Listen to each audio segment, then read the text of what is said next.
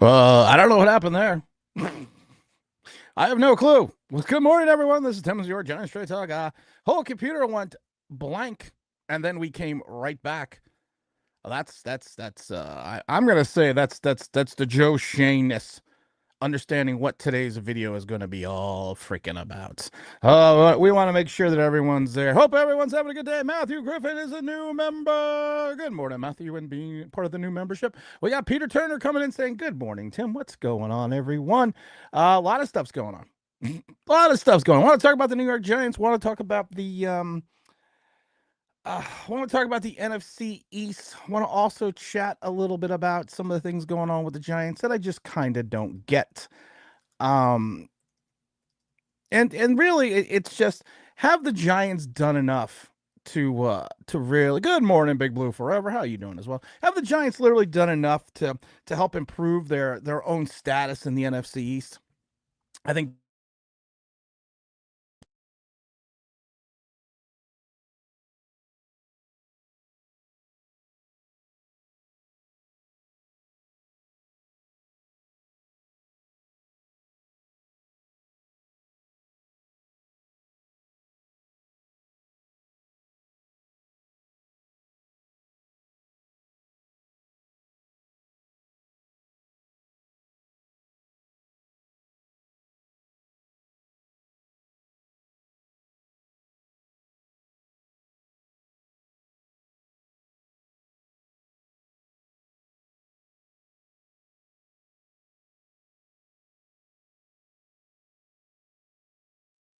Can everyone hear me now? I don't know what's going on here, but we're having computer technical difficulties here today.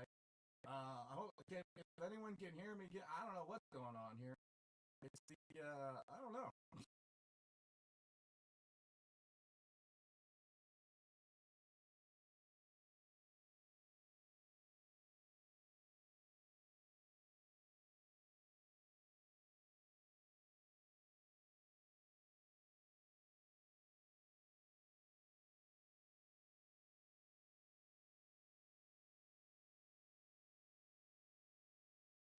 Let's see if we're going that way. I don't think that's even working. Does anyone got any volume there? Because I can't even tell what the hell's going on here. We've literally lost everything once again. I don't even know. Now we're using the FaceTime camera. I'm really beginning to think that we got some issues with. We're having some issues here. I'm gonna try to restart the soundboard. Let's see if restarting the soundboard helps anything. So I don't really want to talk to you today about the New York Giants, but I don't know what's going on here.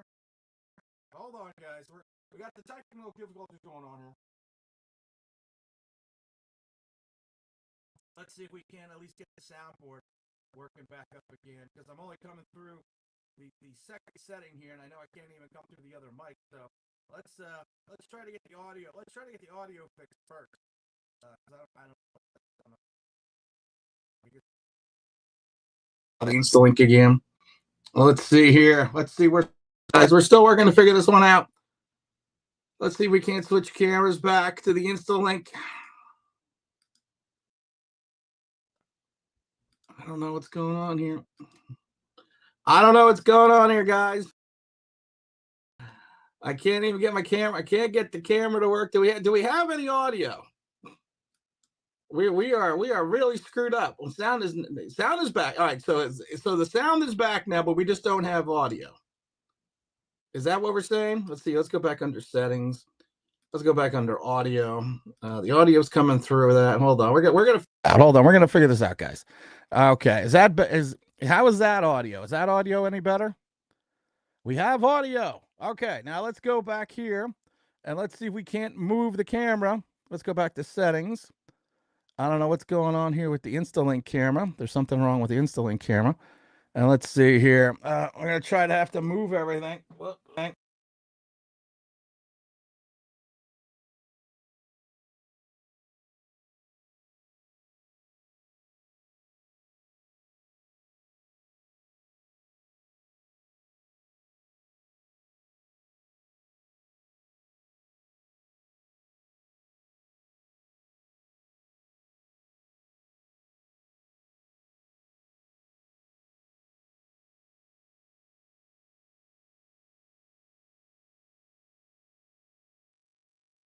back to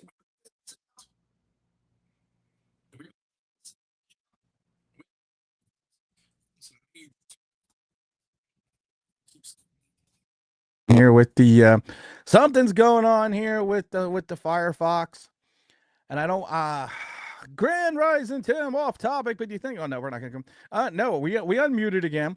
So I think we got the sound back on. Audio is perfect. They can't cancel Mr. Big Blue. No, they can't cancel. We have audio. Sound is back on now. All right, I think we finally got these technical difficulties figured out. The sound was low before because of the fact that it was going through the second monitor. Oh my God! No way. This is by accident. I know. Mr. Matoma says, "Grand Rising Tim off topic, but do you think? Let's see. OG on Obi Toppins defense topping. You know what? I'm not even going to talk. We're not going to talk about Knicks today. We're talking about Giants. Good morning, Beat Bully James. What's going on? How you doing? Trenton says audio's back on again. So my question is going to be this: have the Giants done enough to improve themselves in 2025? I was looking at the situation right now, and right here, Peter Turner. What does Peter have to say? Next year, the Giants will make the playoffs with Dart at quarterback. What gives you that? What gives you? And I'm not trying to be rude, my friend, but what gives you that confidence?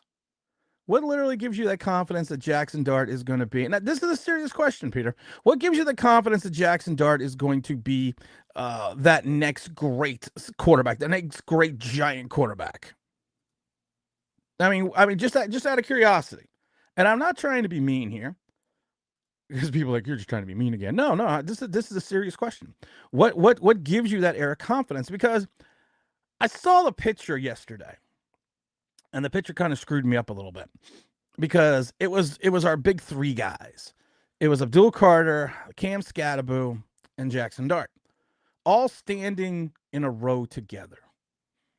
And this really kind of made me think a second, because I was looking at this going, well, Cam Scatterbo is supposed to be our big bowling ball, change of pace back for Tyrone Tracy. You know, we're supposed to have this large and in charge pass rusher and Abdul Carter. And then you got Jackson Dart.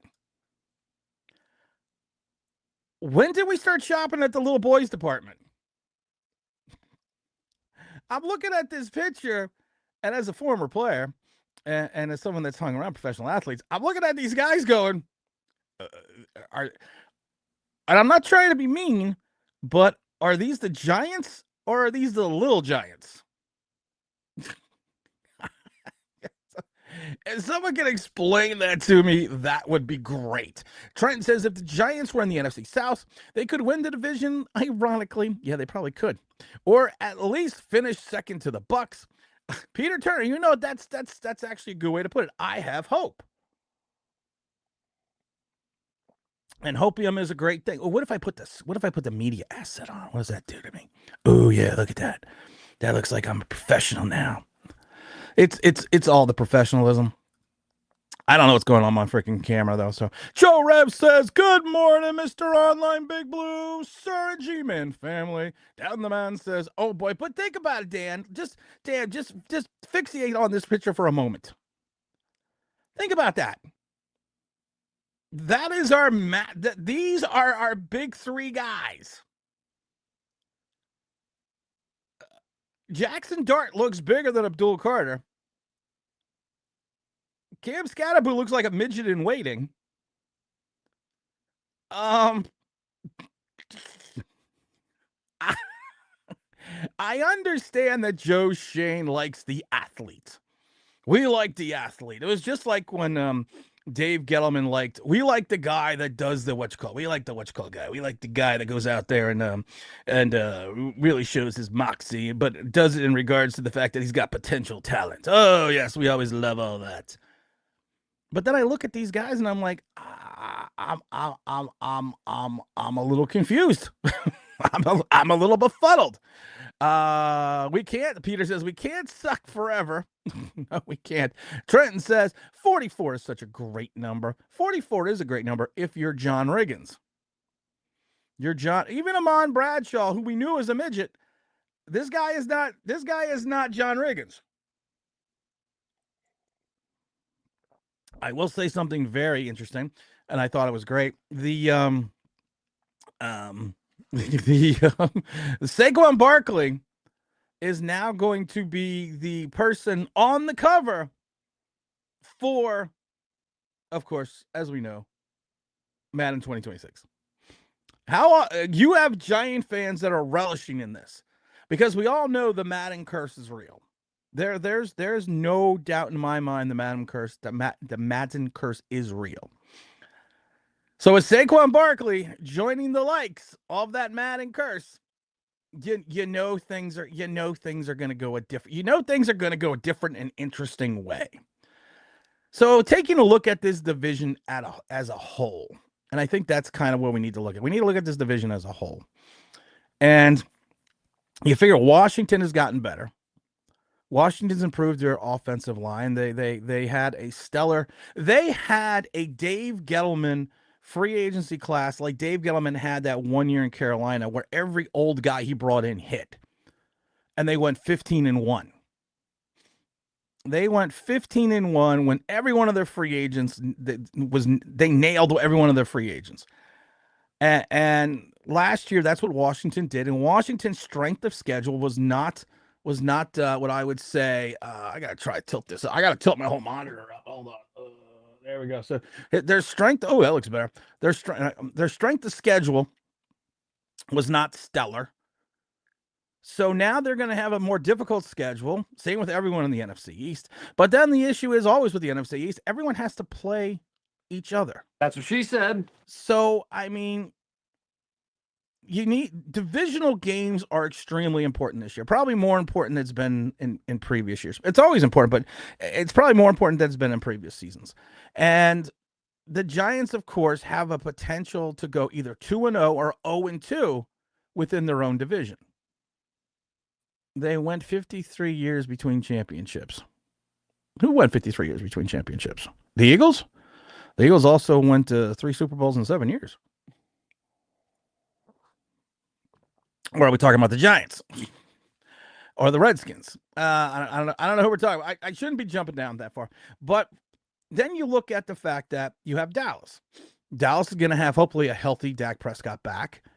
They've improved. You know, you could like or dislike George Pickens because of his attitude, but I believe they really improved their I really think they improved their skill positions, and their defense is always usually pretty solid, except the time over the last couple of years, it's been the offense has been letting them down. So I mean, it's one of those things that have the Giants done enough? Have they added enough pieces? Have they gotten better enough to compete within their own division? Because these division games with this schedule outside the division is going to be paramount. That's all. I mean, you have to think about this.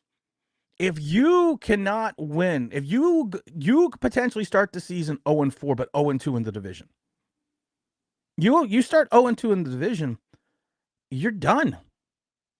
You're done unless you play out all these other difficult games that we have. Excuse me. You're toast. You're Elvis Patterson. And that's the thing. Peters, I always love Peter with hopium. You gotta have hopium. Joe Rev, good morning, Mr. All on Big Blue, sir. Oh, it said they can't suck forever. We got down 44, such a great number. I doubt Scat will be more. I doubt Scat more, but I watched his film tape, and the kid is a monster. The kid is a monster playing at Arizona. In Arizona State. He's a monster there.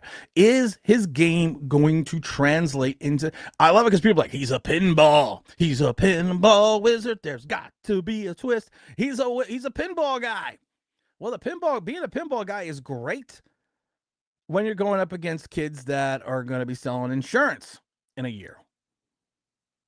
I always like to use the Home Depot team, but we're trying to be more professional now. But I mean, you are not going to be able to bounce off guys like you did in college. NFL players are bigger, faster, stronger. They understand how to wrap up. Well, some do. Sometimes on Giants we don't, but they understand that philosophy. So you're going to have to hope that he is going to be. There's always that hopium. You're going to have to hope that he will have the ability to get into the second level. But the biggest issue is with Cam Scatterboo is he didn't run at the combine. He didn't run it as a pro day. he only ran at individual workouts. And running at individual workouts, he clocked anywhere between a 4.6 and a 4.7. That's not fast.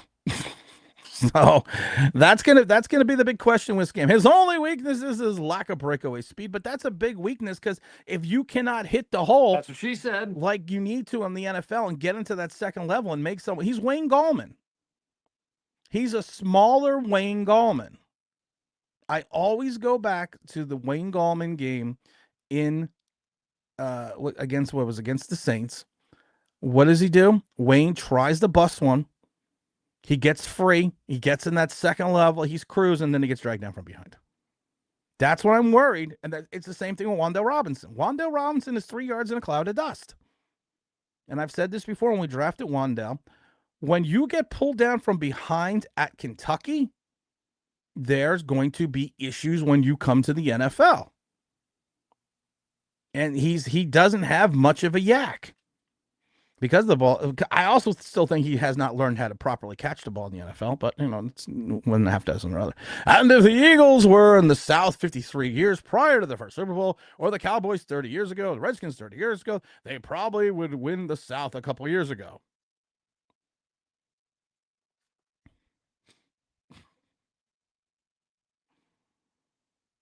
I got to think about that one for a minute. I got to think about that one for a minute. Hold on, I gotta find something here. Hold on. That I have to relabel all this again. I really do. But hold on, guys. Let's see here. I guess. Oh my goodness! I gotta hold on a minute. I gotta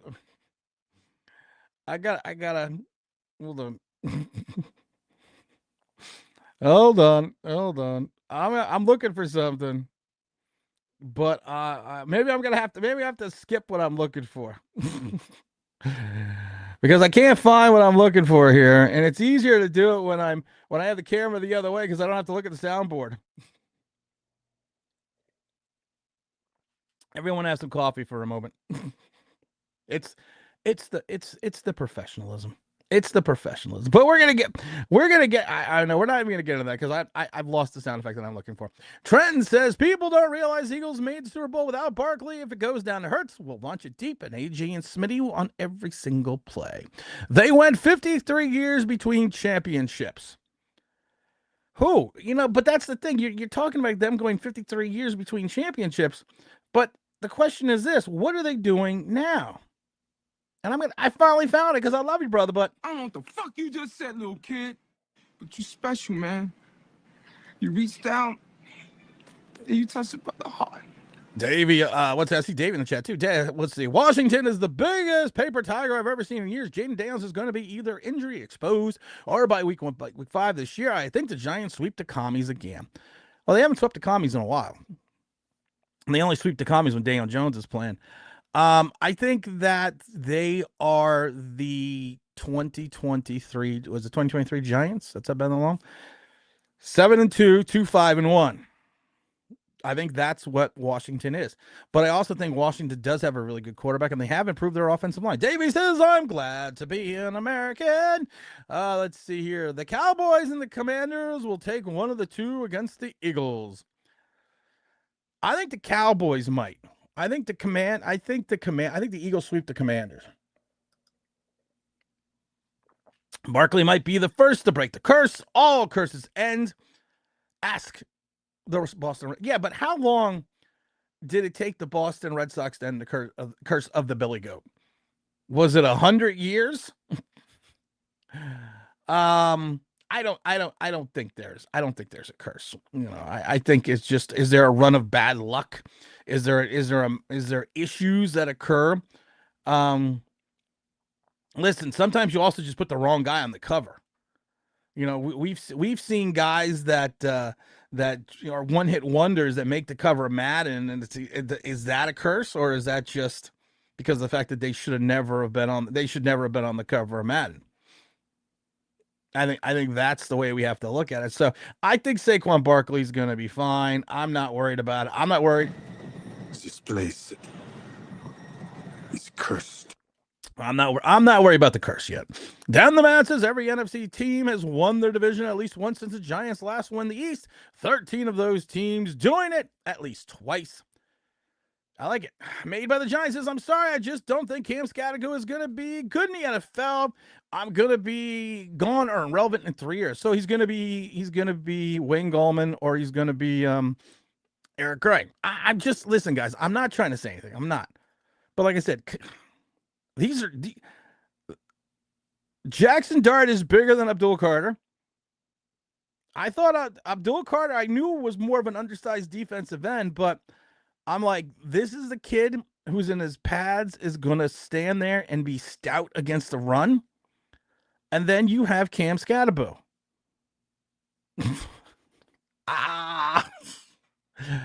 I know everyone's thinking Cam is going to run over people. I'm looking at it like, okay. Okay.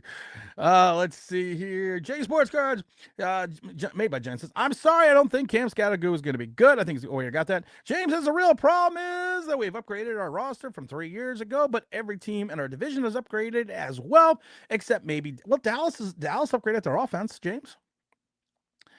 Do you think that Pickens and CeeDee Lamb are not going to be an issue for most of the teams in the NFC East?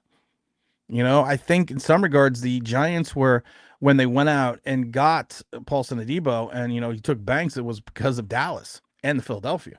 You have two great receiving duos and two of your teams in the division. You have A.J. Brown and Smith, and then you also have Lamb and Pickens now. And honestly, I'm not a fan of Deebo Samuels, but you got Deebo and you got Terry McLaurin. Those are tough wide receivers, three wide receiving tandems that you have to go up against in your own division. And we didn't sign Gabe Davis. What the fuck happened there? Jay Swartzko says, hey, Tim, I'm throwing darts. Oh, I also don't think a lot of the fans remember just how big the guys Justin Tucks and Brandon. That's the problem. They always compare him to Brandon Jenkins. Brandon Jenkins was like 6'4", 250. Cam Scattergood is what? 4'11", 160 pounds? I know that's not what he is, really. James says, hit the like button, please.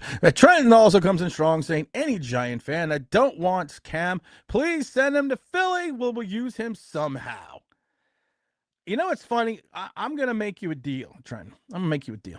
I will trade you Cam Scattergood for Saquon Barkley straight up.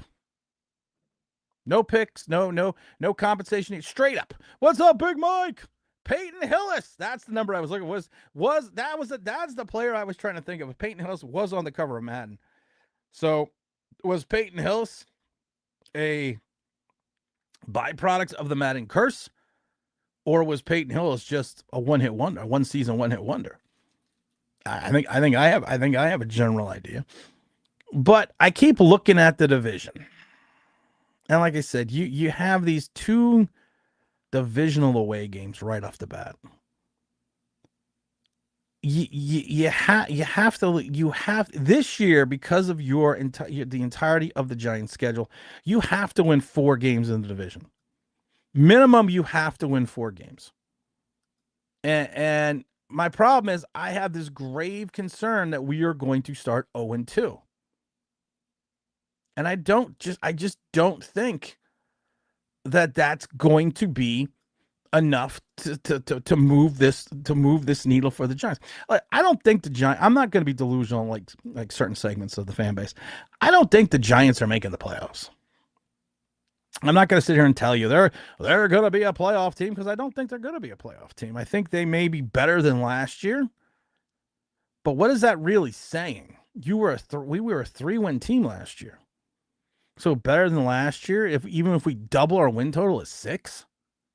So you're 6-11, and you won 6 games 2 years prior to that. We keep redrafting positions. We keep doing the same things over again, and we keep expecting there to be different results.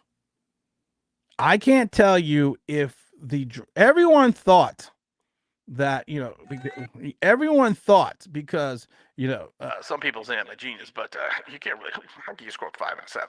Everyone thought that first Shane class was a knockout. There's really nothing left, or going to be anything left.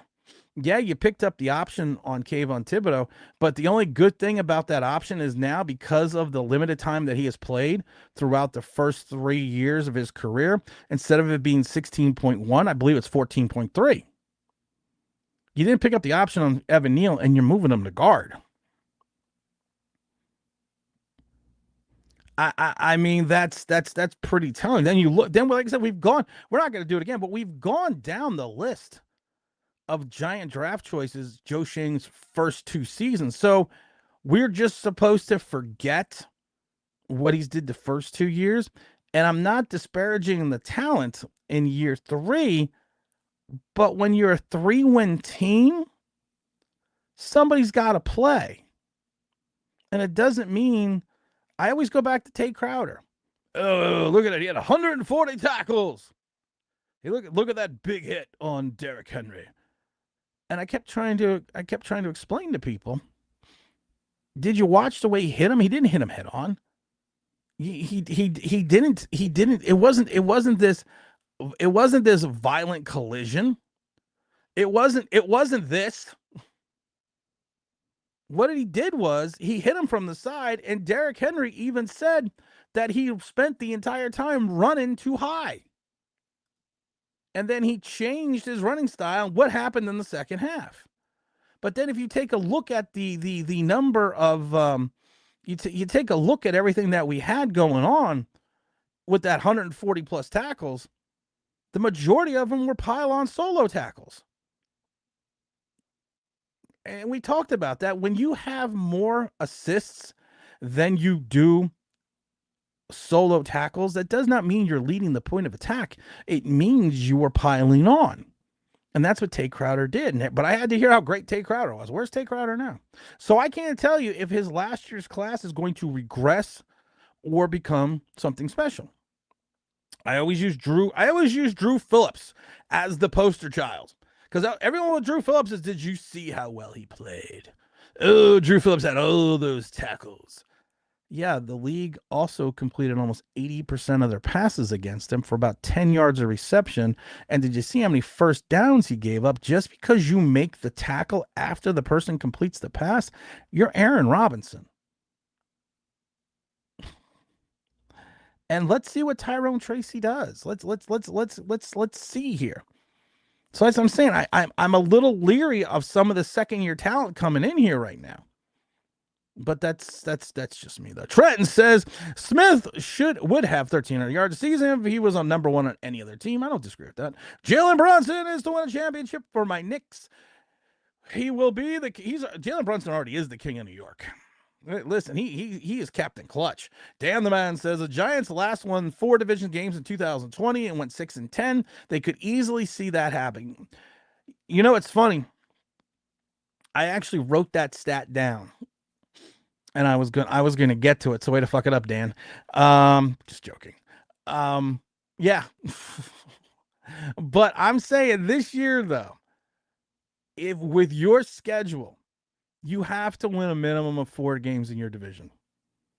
Because that means you have to win 5 games outside your division to get a shot to win 9, to potentially go 9-8 and make the playoffs. So the question is that doable? Because are there 5 games outside of the division that you could truly pencil in as a win for the Giants? That I don't know.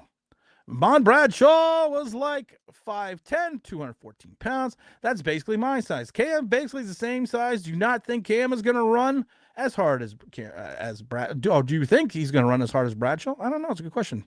Mr. Taz says, the thing this year's schedule is you're also against the Giants. Let's see here, is not a schedule. I look at it and say, yes, the Giants could get a wild card spot. It's tough. Marcus says, go Lions. We're going to be playing, Mr. Newsom, we're going to be playing you this year. We're going to be coming up like 7-up. Going to Detroit, I believe it is. Is Chuck Long or Joey Harrington still your quarterback? Is Mouse Davis still one of your head coaches, or Lindy Infante? Or no, Wayne Fonts. Wait, yeah, Wayne Fonts. Are they still over there? Because if they are, we may have a chance to win. Let's see here. At least 8 wins. You think we're 8 wins? Okay. Marcus says the Lions will win the Super Bowl. Lock it. I think the Lions have a. I think the Lions, their window is now. I think the Lions have another 2-3 year window. I wish someone would open up the window for the Giants. Is it possible? It's like, ooh, it's hot in here. You're sitting over at MetLife going, ooh, it's hot in here. Someone open the fucking window. That's what I would like to see. James Williams talking to Dave. Nostalgia. What's up, Nostalgia? What's up, Tim? People really like the Dijon if he is Dick LeBeau or Jason Sehorn. Cooper DeJean is good. I remember, like I said, I remember watching them draft Cooper DeJean and Mitchell, thinking to myself, and I was with Big L, thinking to myself, they just fixed their secondary. I told Big L that night, we're fucked. They fixed their secondary. So golf wins MVP Lockett. Well, we'll have to wait and see. Mr. Taz says, where the hell do you have the Giants getting 8 wins? At best, I see the Giants at 6 wins this year. That includes the most generous interpretation of them sweeping the Cowgirls. I'm going to say it before, I know you talk about someone in the checks. I didn't say it. I said we're a 5-6 win team. And I love it because we'll double. You know what's great? Think about this. You are going to double your win total. You're going to double it. You're going to go from 3 wins. You're going to go from 3 wins to 6. We're doubling our win total. Hold on. I got to find my copy. Hold on. I gotta find my copy for later. Hold on. I open that up. I don't know what's going on my computer today. It's all screwy today, but that's all right. Let's see here. Marcus says Giants go 4-13. That's a possibility. VK says I agree with Marcus. Lions Rams against the Bills in the Super Bowl. I do. You know what's weird? You feel sorry for like the likes of Marv Levy. You feel sorry for like the likes of Jim Kelly and Cornelius Bennett and Thurman Thomas and all these other guys that went to 4 Super Bowls and didn't win anything. And Josh Allen, of course, escapes. I love it. Gets out from underneath the shadow of Brian Dable, wins an MVP, and now there's talk about Super Bowl consideration this year. I do think the Lions. I do think the Lions make the Super Bowl this year. I don't know about the AFC coming out, but I do think the Lions make the Super Bowl this year. DeJean is a better player than anyone the Giants currently have on their roster. Let's not get crazy. Let's not get insane. I would take who would I take over on the Giants over Cooper DeJean? If we take a look at potential in that first year, I would still take Andrew Thomas over Cooper DeJean. I would take a healthy Paulson Adebo over Cooper, only because Paulson has proven himself to be a viable asset within that defense. So there's a couple guys. There's a couple guys I would take. Sorry, brother. It's okay. Cooper DeJean is a bum. VK says sweeping the Cowgirls. The Sheagles need to worry about the Cowgirls. I'm sticking with 8 wins. But where are you? But VK, where are you getting the 8 wins though? So even if you say like the Saints, the Raiders. Okay, let's think of it this way. If we go 4-2 in the division, like I think, or like saying that we need to, so you take the Saints and the Raiders, that's 6 games. Who are the other 2? If you go 4-2 in the division that you are going to beat with the schedule. The Lions, let's see, Lions won't win in any Detroit is a shitty organization. But you know what? Trenton, I don't want to talk to you about you're too young. I don't want to talk to you about the 70 Eagles. Let's not talk about that. Emmanuel, what's up, my brother? I haven't seen you in a long time. Yo, Tim, what's up? Man, this says Cooper DeJean has a ring as a player and a pick 6 in the Super Bowl, best of his era. But yeah, no way. He's not a Dick LeBeau. He's only had 1 season. Big Tim, what's up, Big James? Big Tim, who was the last team to start 0-4 and make the playoffs? The New York Football Giants. I'm gonna guess that. Prince also says, Tim, the man who will drill the Giants through the heavens will be Jackson Dart. Kind of, sort of, maybe. Listen, I don't understand certain things about Jackson. I don't understand the Jackson Dart hype. We've talked about this before. I don't understand the Jackson Dart hype train. I really don't get it. If you want me to be 100% honest, I don't get it. Because you look at the issues that he had when the quality of play increased in college with Jackson Dart. What happened? His interceptions went up, his incompletions went down, and he lost to people like Kentucky and Florida. And we've said it on this stream a million times before. Lane Kiffin's job is not to cultivate quarterbacks for the NFL. Lane Kiffin's job is literally to win games at whatever college he's in. So he's not there to design or build a quarterback. So when you get a Lane Kiffin quarterback, going back to the likes of even Matt Barkley, you're getting a guy that more than likely is a one-read guy where Lane Kiffin has said, I'm going to cut the field in half. I'm going to give you one read, throw to a spot, and that's it. That's Jackson Dart. And if you looked at, and like I said, Colin Cowherd said it best. I didn't say it. Colin Cowherd said it. When you start talking about a guy more after his college career is over ever than you did when he was playing, that's when busts occur. I'm not saying he's going to be a bust, but I'm just saying he is. They have said repeatedly, scouts, that he was a one-read quarterback, that he was basically Lane Kiffin has a system, which is make your guy a rollout quarterback and cut the field in half, and they're not sure if he can do full field reads. So, and then I love it because, like I said, I watched the highlights, and the one highlight that everyone shows is, oh, look at the deep pass. And I looked at it and I said, okay, well, first of all, he threw to the wrong side of the wide receiver. The wide receiver literally had to slow down and turn around and come back for the ball. You don't think the kid's going to get plowed, the wide receiver, if you throw that against a NFL corner? But that was a highlight. And there was one play that he actually, he hit a guy in stride, dropped it in the bucket, like 45 yards downfield. That's a highlight. That was a highlight. But more people showed this other one. I'm like, that's technical. If you want to talk about technically sound football, that was not it. But the other highlight that I don't show. Oh, yeah, I'll take Dexter Lawrence and Neighbors. Yep. Let's see. Nostalgia says, yeah, those 90 Bills teams were great, but unfortunately, they ran into the beasts from the East, the Giants, the Skins, and the Cowboys twice. You're right. Dijon is not better than Lawrence or no, he just said he would take them over that. Prince says, where are we getting 8 wins from exactly? Hell yeah. Oh, yeah, you got to love that. James says Detroit has a far better let's see. Detroit has had a far better run than the Giants over the last 5 years. I think every team in the NFL has. Trenton says, I'll take Sexy Dexy or Neighbors over Dijon, but nobody else. I would take Andrew Thomas. Dan the Man says the Bills versus the Lions Super Bowls would be awesome. Lake Erie curse getting broken for someone.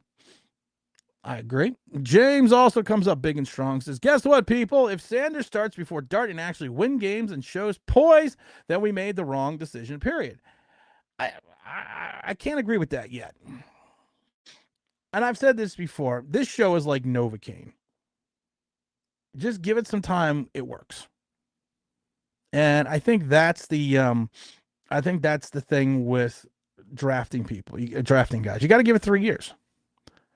3 years, and then you take a look out after 3 years, what's going on, and then you can see and say, okay, this guy is a bust. This guy, this guy didn't make it. This guy isn't gonna make it, and you kind of go from there. But honestly, like I said, this is just one of those things that we gotta give time. Luke says Jackson's hype is because we are so starved. Is it because we're starved for? I mean, it was like, what I am harking back to the days of Eli Manning and Daniel Jones in that 19 draft. And like I said, I always go to that game where they booed Eli Manning unmercilessly in that preseason game, then cheered Daniel Jones like he was the Messiah. But but to your point, it was something different. We had 3 years of vanilla because we lost the rocky road with with Eli Manning. And then you came back in here and you think you're getting Rocky Road again, but it turns out to be Daniel Jones, and all we got is as rocky as it could possibly be as a quarterback. So it's to your point, it's just something different, and sometimes different doesn't mean better. And I think that's what you have to, as a giant organization, that's what you need to look at. Does different mean better? I'm going to say no. But we don't know yet because the kid hasn't even played one game. The kid hasn't even taken a snap. The kid, all he's done is taken snaps in preseason. Not in preseason, excuse me, and in rookie minicamp, and that's all he's done. I don't know yet. I can't tell. I don't think Sanders is that good. We're going to have to, like I said, we're just going to have to wait and see on both of these guys. VK says Dart was a better choice than Sanders 100%. I don't think so. If you want me to be 1,000% honest, I think because of Shedeur Sanders' attitude, and evidently his attitude was very prevalent, and evidently there is some footage that the Giants have of Shedeur Sanders that is very unflattering, and the Sanders camp has already told the Giants they will sue them if they release that video. And I don't know if that's true, but Shedeur Sanders sunk his own ship. But then after he did what he did, I do think there is a space of collusion in reference to Shedeur Sanders as well with NFL teams and ownerships, because it's one of those things, you get yourself a bad rap, then nobody wants you. But I think coming out of college, and I've never seen this in all the years I've watched football, I've never seen a quarterback like Shedeur Sanders who proved himself through multiple levels and improved every year, all of a sudden was a second overall pick, drops down to the 5th round. There's something else. There was there, like they always say, there's a there. And honestly, Jackson Dart, in my mind, would have been a 6th or 7th round pick at best last year, which is why he didn't come out. That's why he went back to college, because he solved the landscape. This year, he's Kenny Pickett's younger brother. You had the one quarterback in the Kenny Pickett draft in that first round, and that was it. And at this point in time, that's what Jackson Dart is. Does it mean he is going to be a horrible quarterback? No, it doesn't mean at all. He can go out there and play lights out. But does it mean he is going to be a project? Yes, he is definitely. Jackson Dart, in my mind, is still a project pick. For all the beat writers that are hyping up the Giants that Jackson Dart is going to compete for the starting job, how do you know this? I've said this before. The kid hasn't been in the building long enough to take a shit at the facility. So how do you know he's going to even be anything? Because we haven't seen him against any other competition against potential undrafted free agent signees.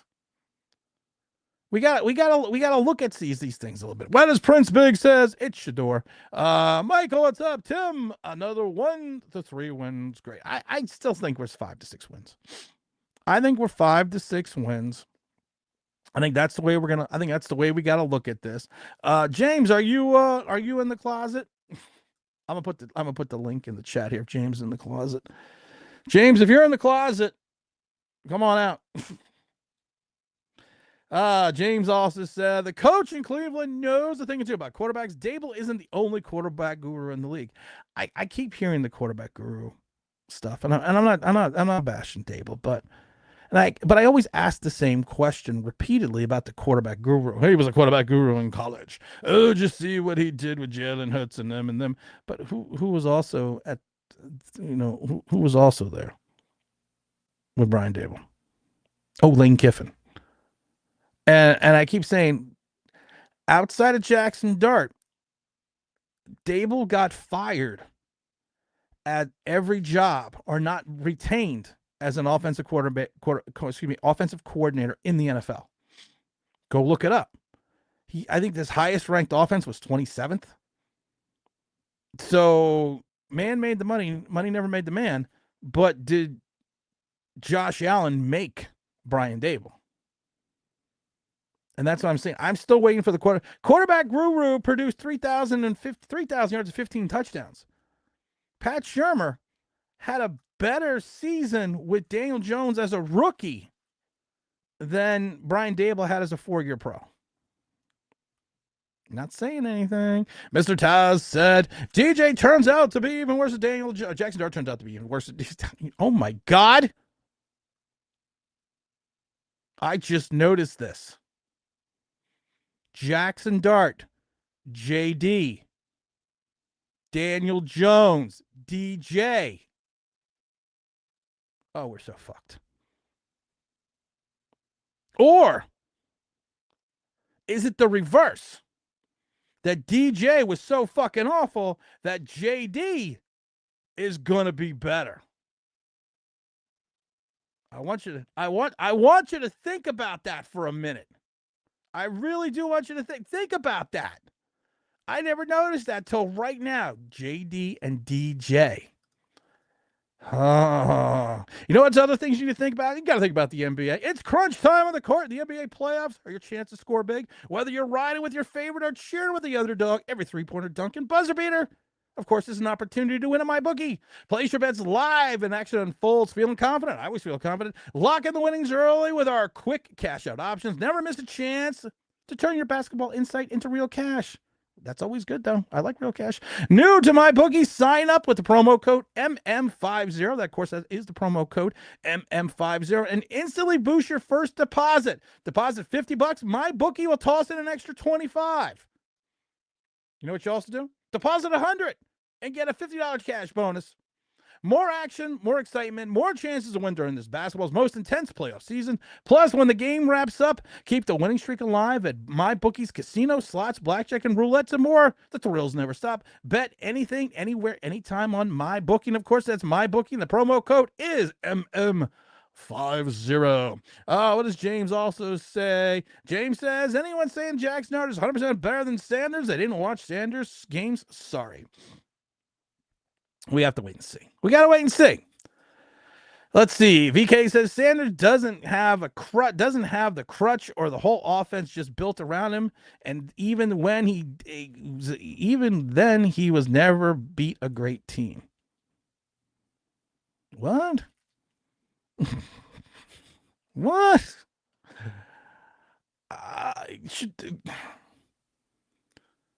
You could like Shedeur Sanders. You can hate Shedeur Sanders. But the thing is this, Shedeur Sanders has turned around organizations or college programs everywhere he's gone, from Jackson State to Colorado. Shedeur Sanders carried Colorado for 2 years. So there are certain things that you can say that Shedeur is a diva. You can say that Shedeur is a problem child. You could say any of those things. But the problem is this. You can never say that Shedeur Sanders did not turn around organizations. He said it best.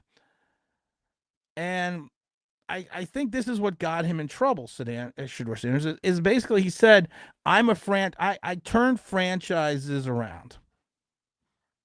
And I think that's, but if you look at his track record going back, that's what he does.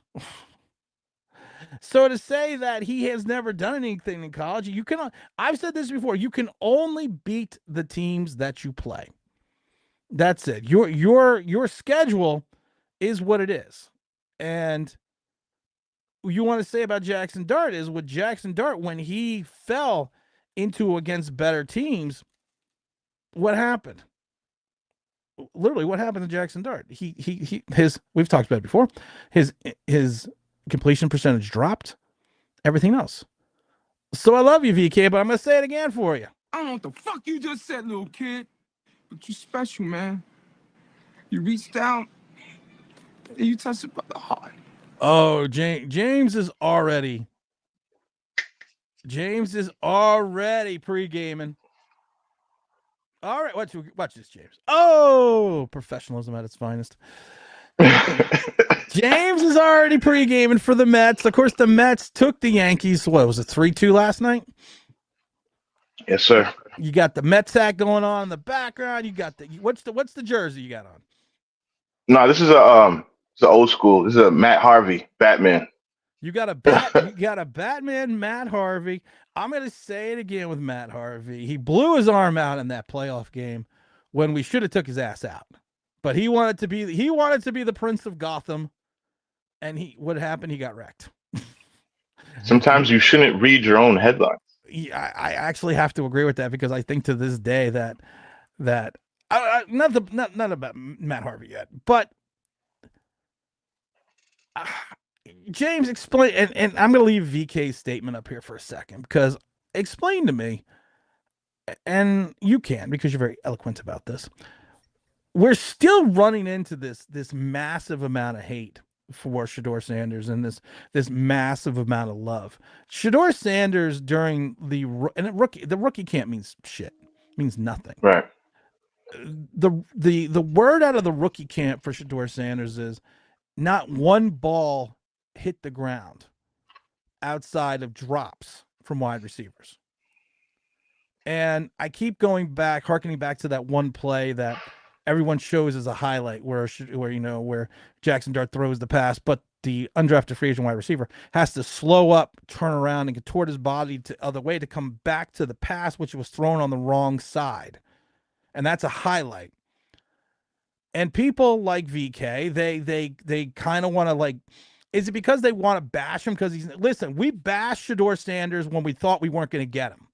When we were sitting at 3, we bashed him. Certain segments of the fan base were like, oh, he's going to be terrible because we kind of thought we weren't getting him at 3. Now that we passed on him, picked someone else, now we're bashing him even more. Like, well, is it because of the fact that we're sitting like, well, maybe we should have took him? It reminds me of watching, and again, we all have friends, and maybe some of us went through that personally, but when the guy in high school or somewhere, or even at the bar, he has his eye on a girl, he doesn't get the girl, and then all of a sudden he starts trashing the girl. It's just very weird. We don't have to do that. He's not on our team. Obviously we knew going into that night, we were hearing things that we probably weren't going to get him. I'm going to give you the most non-biased Shedeur Dart take I can today because I'm in a very good Zen mood. My Mets, we're in a Zen mood. 1-1. The Knicks playing the Pacers on Wednesday, so very good Zen mood. And I'm the guy who wanted Sanders, so keep that in mind as I say all this. Let me know if I'm going too far on the left or the right. I'll give you the buzzer. Cool. Shedeur Sanders did mess up his own draft stock, right? He did.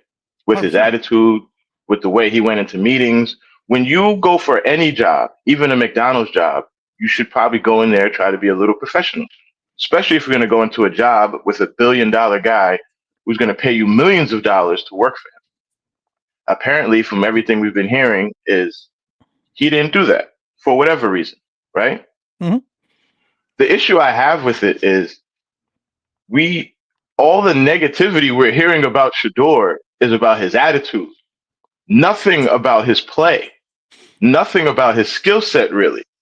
It's a very weird thing because football is usually the sport where if you can play, the side stuff doesn't matter, Versus on the other side with Jackson Dart, and Trenton Dart is not going to be worse than Jones. That's just ridiculous to think that. I knew the minute we drafted Daniel Jones, I turned to my brothers in the room I was with, and I said, we're going to suck for 5 years. It turned out to be 6. Okay, we had the one playoff thing. Well, cool. No, 5.5 years. All right, so 5, but we did win a playoff game, so we had something to look forward to at the end of the year. So, okay, 5 years, we sucked under this kid. Cool. The Jackson Dart thing is very intriguing because he looks like a dude. First of all, he looks like a good kid. Looks like his family looks beautiful. Nothing about that. Never attacks a kid personally, right? He has the look, right? He has the look that people like. The thing that's so odd about it is he started out, he was at USC, then he transferred to Ole Miss because a guy named Caleb Williams, who ended up being the number 1 pick, went to USC, and Dart looked across the room and said, well, I'm not going to play, so I have to leave. I'm not staying here. Right? If we look at Shedeur Sanders' history from HBCU to Colorado, there was never no time when he was in a room and he felt threatened by any quarterback. I'm pretty sure even in the... But is that to his detriment? Well, we don't know yet. No, I'm just saying that type of attitude. Because people say the same thing about me. Well, you have this big, you have this big boisterous attitude. You have this arrogance about you, and thinking that you are the best in the room at all times. Right. Even at Jackson State in Colorado, is that the lead up to the implosion of the of this year's NFL draft? It could have been, but then I fall back on the ideology that his whole camp, including Dion, messed his process up, because Dion was a player who went through this exact process. Now, unfortunately for Shador, Dion was very braggadocious coming out. You've covered that enough. We don't have to go over that. So maybe some of that did rub off on Shador, and it did impact him negatively. But at the same time, I'll say this. I want a guy on my team. I want guys, on my team who always are going to feel like they're the best, who always have that confidence, who do have that moxie, And the last thing I'll say, I find it really weird that Dart can walk around with the shades and the chain, and he's taking all the pictures. He's in the leather coat. What's so different from what he's doing than what Shador? Shador would be doing the same thing. Probably a bigger chain, bigger sunglasses, cool, but it's the same thing. It's very, very weird. And again, we don't know which one of these guys are going to be good or not. Right. We have no clue. I don't even know. I don't know. None of us know. VK, Carl Banks, Big Pop, Bob Papa, Stefanski. Nobody knows. Hey. We all have to wait and see. Hey, if anyone would know, it would be Carl Banks. Okay. But I just, as Giants fans, as Carl knows I love him, but I'm just saying, but it's just very weird that we go out of our way. We are at the bottom of the barrel as far as NFL hierarchy. So who are we to trash a kid when, again, we have only picked 2 good quarterbacks in 40 years. 40 years. We have only picked 2 good quarterbacks. So I don't know what makes this fan base so confident that we got the guy and Sanders wasn't the guy, or this guy. It's very weird. In all honesty, we took Charlie Conley, who won championships and 2 NFL MVPs. So it would be 3 quarterbacks in 101 years. I know. I can't go back. We weren't alive. I'm just throwing. I wasn't alive either. I'm just throwing out the Charlie Conley situation here. Like, seriously though, yeah, we have picked 2 good quarterbacks in 40 years. For all of the hoopla and every single content creator out there who talks about they watch film, they watch this, they watch that, I have never heard one of them say, well, I hope my prognostications turn out right, because the Giants are not known for picking good quarterbacks. We are not the Green Bay Packers. We are not. No, we are not. So we'll see. We are not. Fabian says, well, I haven't been on since before the draft, and I was right. Jackson Dart was predictable from the Giants. You weren't wrong. You weren't wrong, Fabian. Dan the Man says, oh, Tim, Giant fans have already been doing this. It's the spin zone. Welcome to the spin zone. James Stein also comes back and says, well, this could be another bad season incoming. James, I said earlier, I know you were on earlier, I said the Giants, to have any success in this season, are going to have to win a minimum of 4 games in this division. Because you look outside the divisional record, even if you give them the Raiders and, let's say the Saints, you're still sitting at 6 wins. So, I mean, you're starting with 2 divisional games on the road. You can't. I've said this before. You and I laughed about it because I was saying, we have 2 must-win games in week 1 and 2 in September. Yeah, you have to go. You have to come out 1-1. 2-0 is great. Would be phenomenal. But that would be 2-0 Knicks going up against Boston. Oh, and to all the crybaby, whiny people in Boston, shut the fuck up. Shut up. When your Messiah got hurt, there was 2 minutes left when the Knicks were up by 7. So when he got hurt, you were down 3-1. What happened to the other game? What happened to the other first 2 games? Did we just forget about that? We just kind of throw that overboard? You're getting beat either way. I don't care what team you were running out. James has already said this is a team of destiny, the New York Knicks. You said what I said off camera. I'm not going to say it today. I'm not going to Okay. say it. I'm not going to say it. I'll But wait a little bit. All right. I'm tired of the whiny crybaby Boston fans. Oh, we had all the injuries. When Knicks had all the injuries last year and pushed Indiana to Game 7, we didn't sit there and cry on our Cheerios. You know what we did? We went out and got better. And I love it because Kristaps Porzingis. I love Kristaps. Oh well, I had the sniffles. And I would just come in. My body just doesn't feel right. And the doctors are trying to figure it out. Take some fucking Aleve or some Midol and fucking get back in and play. I don't want to hear that you played 12 fucking minutes. I don't want to hear that. I don't want to hear that unless you had your menstrual cramps, I don't want to hear it. I'm done. Well, maybe he did. Well, it's a possibility. But that's sorry. I'll just say to recap, to finish it off, is basketball is still about playing the game, kids. I don't care what LeBron or JJ Redick or anybody says. If you shoot 100 threes in 2 games and you only hit 25, you're not beating your grandmother's YWCA team. No, you're not. Christopher Tony says, funny, no one wanted Sanders at the time of the draft, but now, you know what? That phrase, get nothing. You lose. Good day, sir. Get the fuck out. Sanders until he torpedoed his own boat, was predicted at the beginning of the college football season to go first or second overall. The talent never changed. And I love, well, he took 54 sacks. No, he took 42. He took 50-something the year before, but we don't like facts. We don't. We like to make shit up. We don't like facts. I'm going to, just because, I'm on the Believe Network now, we're going to harness our chi. I'm working on the new intro, but that's okay. Dan the Man says, James Williams, the hopium for this fan base is crazy. It is. We have Chris for Love of MMA coming in, say smash the like, the realistic do. It's real easy to do. Please hit that like button. Mr. Taz says, listen, Tim, don't say Jackson Dart messed up in the big games. He beat the great and mighty Furman, the best liberal arts college of the South. I don't know if you knew this, James, and I didn't know this. I'm now thinking that Jackson Dart is the anti-Daniel Jones. Daniel Jones, DJ. Wait. Jackson Dart, JD. Oh, I see what you're doing now. Oh, they're reversed. You're going Twilight Zone, Outer Limits on us. I see it. Here. Don't get on the ship because it's a cookbook. That's all I'm going to say.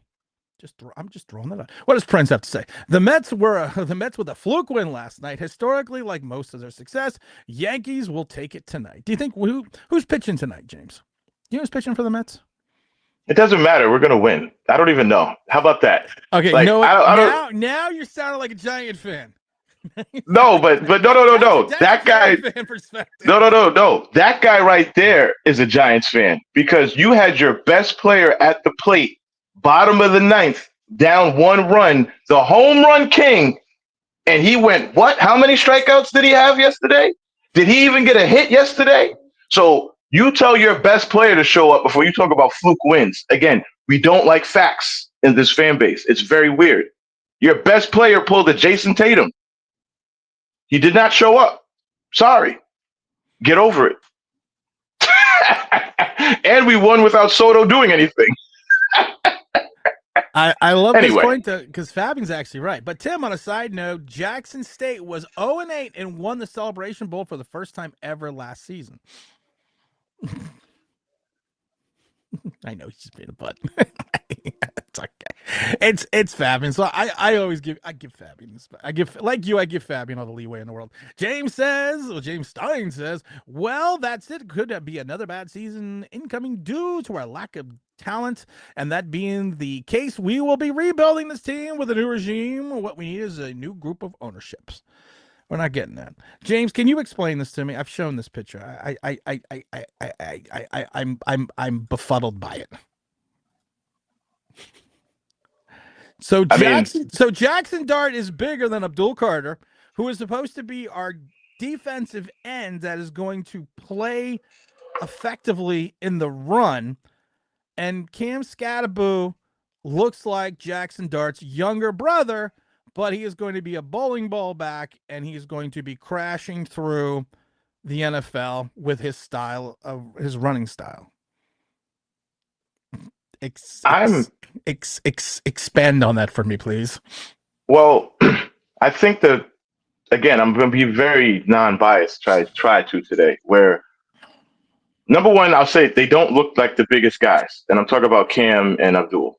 They just don't look like the biggest guys. And I don't know what's happened with genealogy. Again, I'm not a scientist. I don't know, but in the last 20 years, it just seems like players have gotten, like people like to say, players today, we're more athletic, we're more this, and it's like, but you're more streamlined.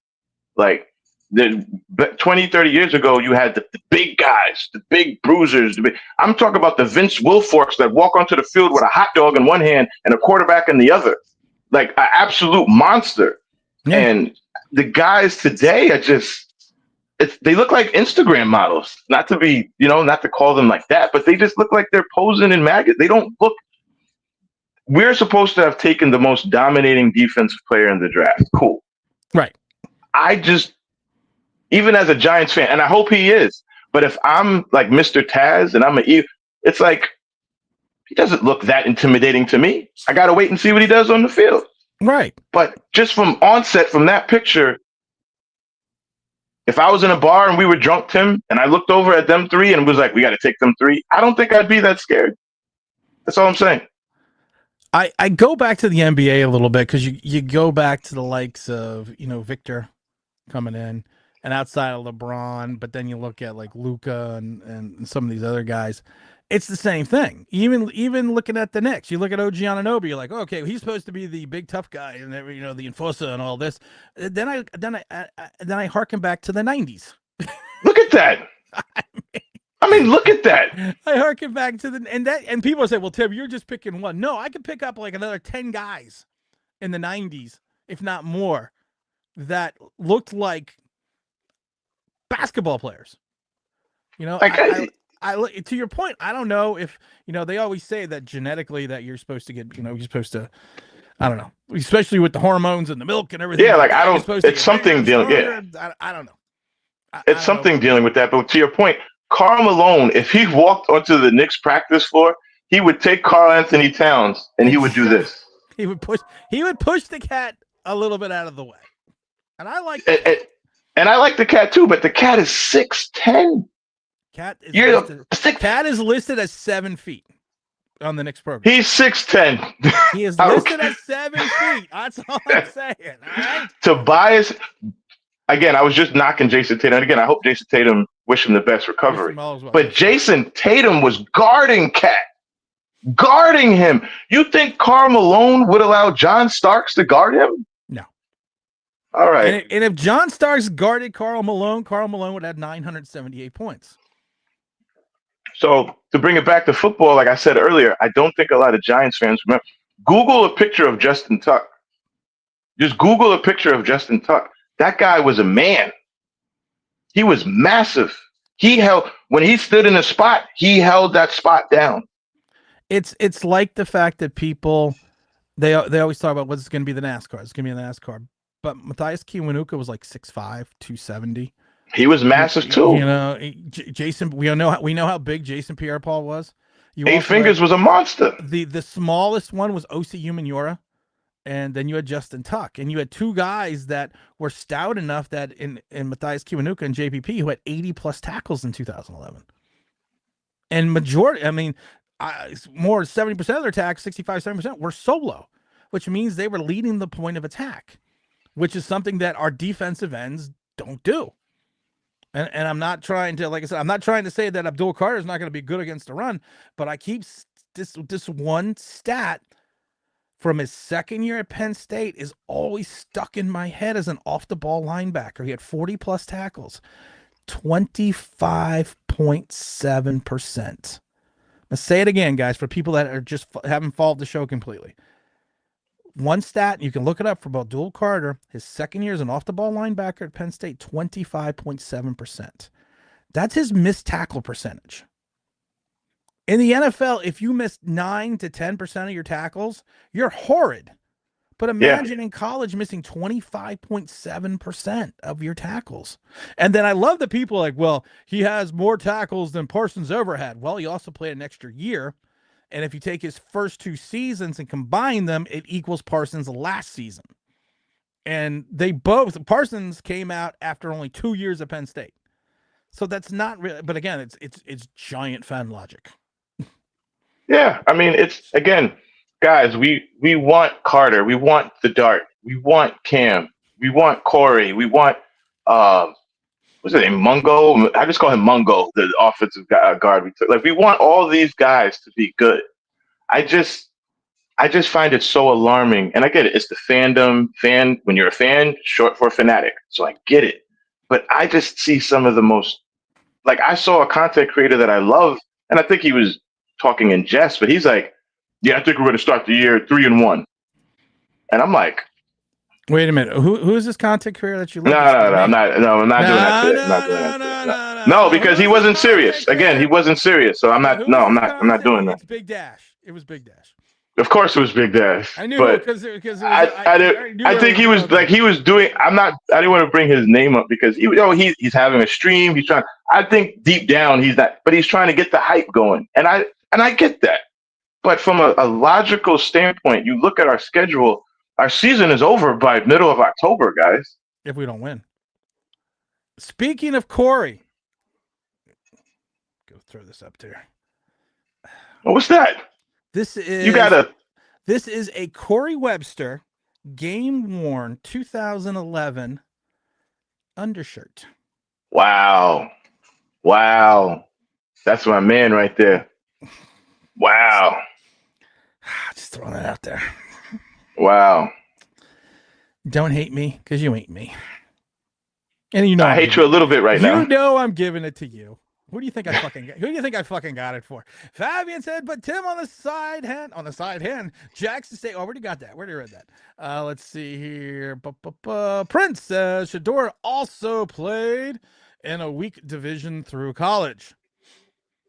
You can only play the teams that are in front of you. That's what we always say about Jackson Dart. Why all of a sudden? But see, this is the thing. We're still bashing the kid. We didn't think we were going to get him. We started bashing him. We didn't get him. Now we're still bashing. That's almost like, to your point, the girl at the club was PHAT. But then when our boy picked her up, she was just FAT. Yeah. Okay. Good. There you go. And you know, men, we do that. Yeah. We do that. We know guys who've done that. She's not all that. Her sister's hotter than her. Yeah, she went home. Sure, buddy. That's probably that's what it probably because Dart's interview was well and Sanders didn't. Well, that's what I'm saying. I think there was collusion. The Giants, James, you weren't on when I was mentioning it, evidently have video that's unflattering to Shedeur Sanders about his visit with the Giants.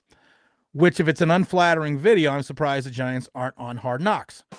But they were saying that Shedeur Sanders' camp said that the Giants released that video that they will sue. Of course, he did not interview well. Because if he would, evidently, from what we hear, Joe Shane loved Shedeur Sanders. Yeah, I've heard a lot of that. We've heard a lot of that. And I love it because it was the committal or not really the committal to Jackson Dart in his interview that Joe Shane did. We've seen the clip, where he basically, they asked him, where are you happy with this pick? Is this your pick? And he goes, well, it was an organizational decision. AKA, I didn't want this kid. You know damn well, if you're sitting there, whoever he was interviewing, and it was his pick, he would have been like, oh yeah. Well, yeah. I had this gut feeling that, the Jackson Dart's going to come out here and be the next great Giant quarterback. And it was he was a beautiful fit for the system. And, just moving up and giving up minimum assets to get to 25 was the perfect opportunity for us to get that quarterback that we have been waiting for. Nope. This was a collective decision. So if it doesn't pan out, I'm firing that guy. Think about how excited and proud he was of the Brian Burns trade. He Wow. talked about that guy like he was Jesus coming out of the grave.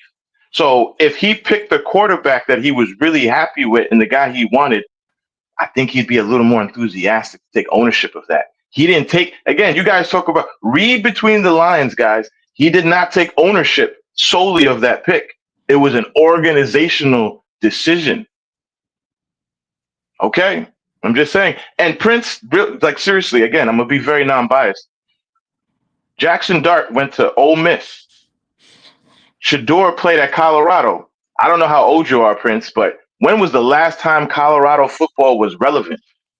No, what's his name? Cordell Stewart. And how long ago? And what's his name? Rashad Salam, the guy that ran the Heisman. He won the Heisman. So basically, what, 20 years ago, 25 years, 25 years ago? Yeah, 25 okay. Years. You got to go way back. We can at least go into the 2000s and say Ole Miss was relevant when Eli Manning was there. So who are you more impressed with? A kid who resurrected a dead? Well, not. I don't want to crap on Colorado, but dead. No, Colorado. all right. As far as football, they were dead. Yeah. He resurrected that organization, that school. Ole Miss was already established before Jackson Dart got there, brother. So you bringing that up is like, what kind of argument are you making here? You have to remember that when he went to Colorado, they had nothing in Colorado. I mean, they played in a bowl game thanks to him and Travis. I'm not a big Coach Sanders fan because of some of the things he does, but he took a Colorado program and did it mainly through the transfer portal that turned the organization around in year 2. And it doesn't hurt that he had a son as quarterback. So, but let's get off Shador Sanders for a minute. The Giants defense should be respectful to borderline good. Offense is going to be oof. Here's the thing with James. We've talked about this. I think the Giants potentially could have top 15 defensive talent. The problem is the coordinator. If you take a look at what they have, I loved it because I was on Giant Goofball show. I wasn't on, I just stopped in for a second, was in the chat. And they were talking about how, that Shane Bowen's going to turn around the secondary and how they drafted the kid in the 7th round because he's a zone guy and this. And I had to bring up the fact, though, that your 2 big corners, your guy from 2 years ago that you drafted and your big free agent signing are both man-to-man press cover corners. Yeah. They don't fit Shane Bowen's system going back to Tennessee. Shane Bowen likes to rush 4. He likes to in Tennessee those 5 years. His big thing was rushing, and I tried to explain this to people. Everyone told me I was wrong when he first got signed, and then all of a sudden people were like, "Well, I watched the film and he likes to rush 4." Well, yeah, okay, that wasn't difficult. that wasn't fucking difficult to figure out. He likes to rush 4 going back to Tennessee. He likes to rush 4 to generate the rush, but he also had more of a stout defensive line. And he had some quality linebackers in Tennessee. His secondaries were always suspect. And he always ran this bend not break defense that, improved under Jim Schwartz those 2 years and then went back to the doldrums and he got himself fired after Schwartz left. And he kind of I thought he was adapting to his talent the first 6 weeks of the season. Giants were leading the league in sacks. He was generating a rush with more than just 4 guys.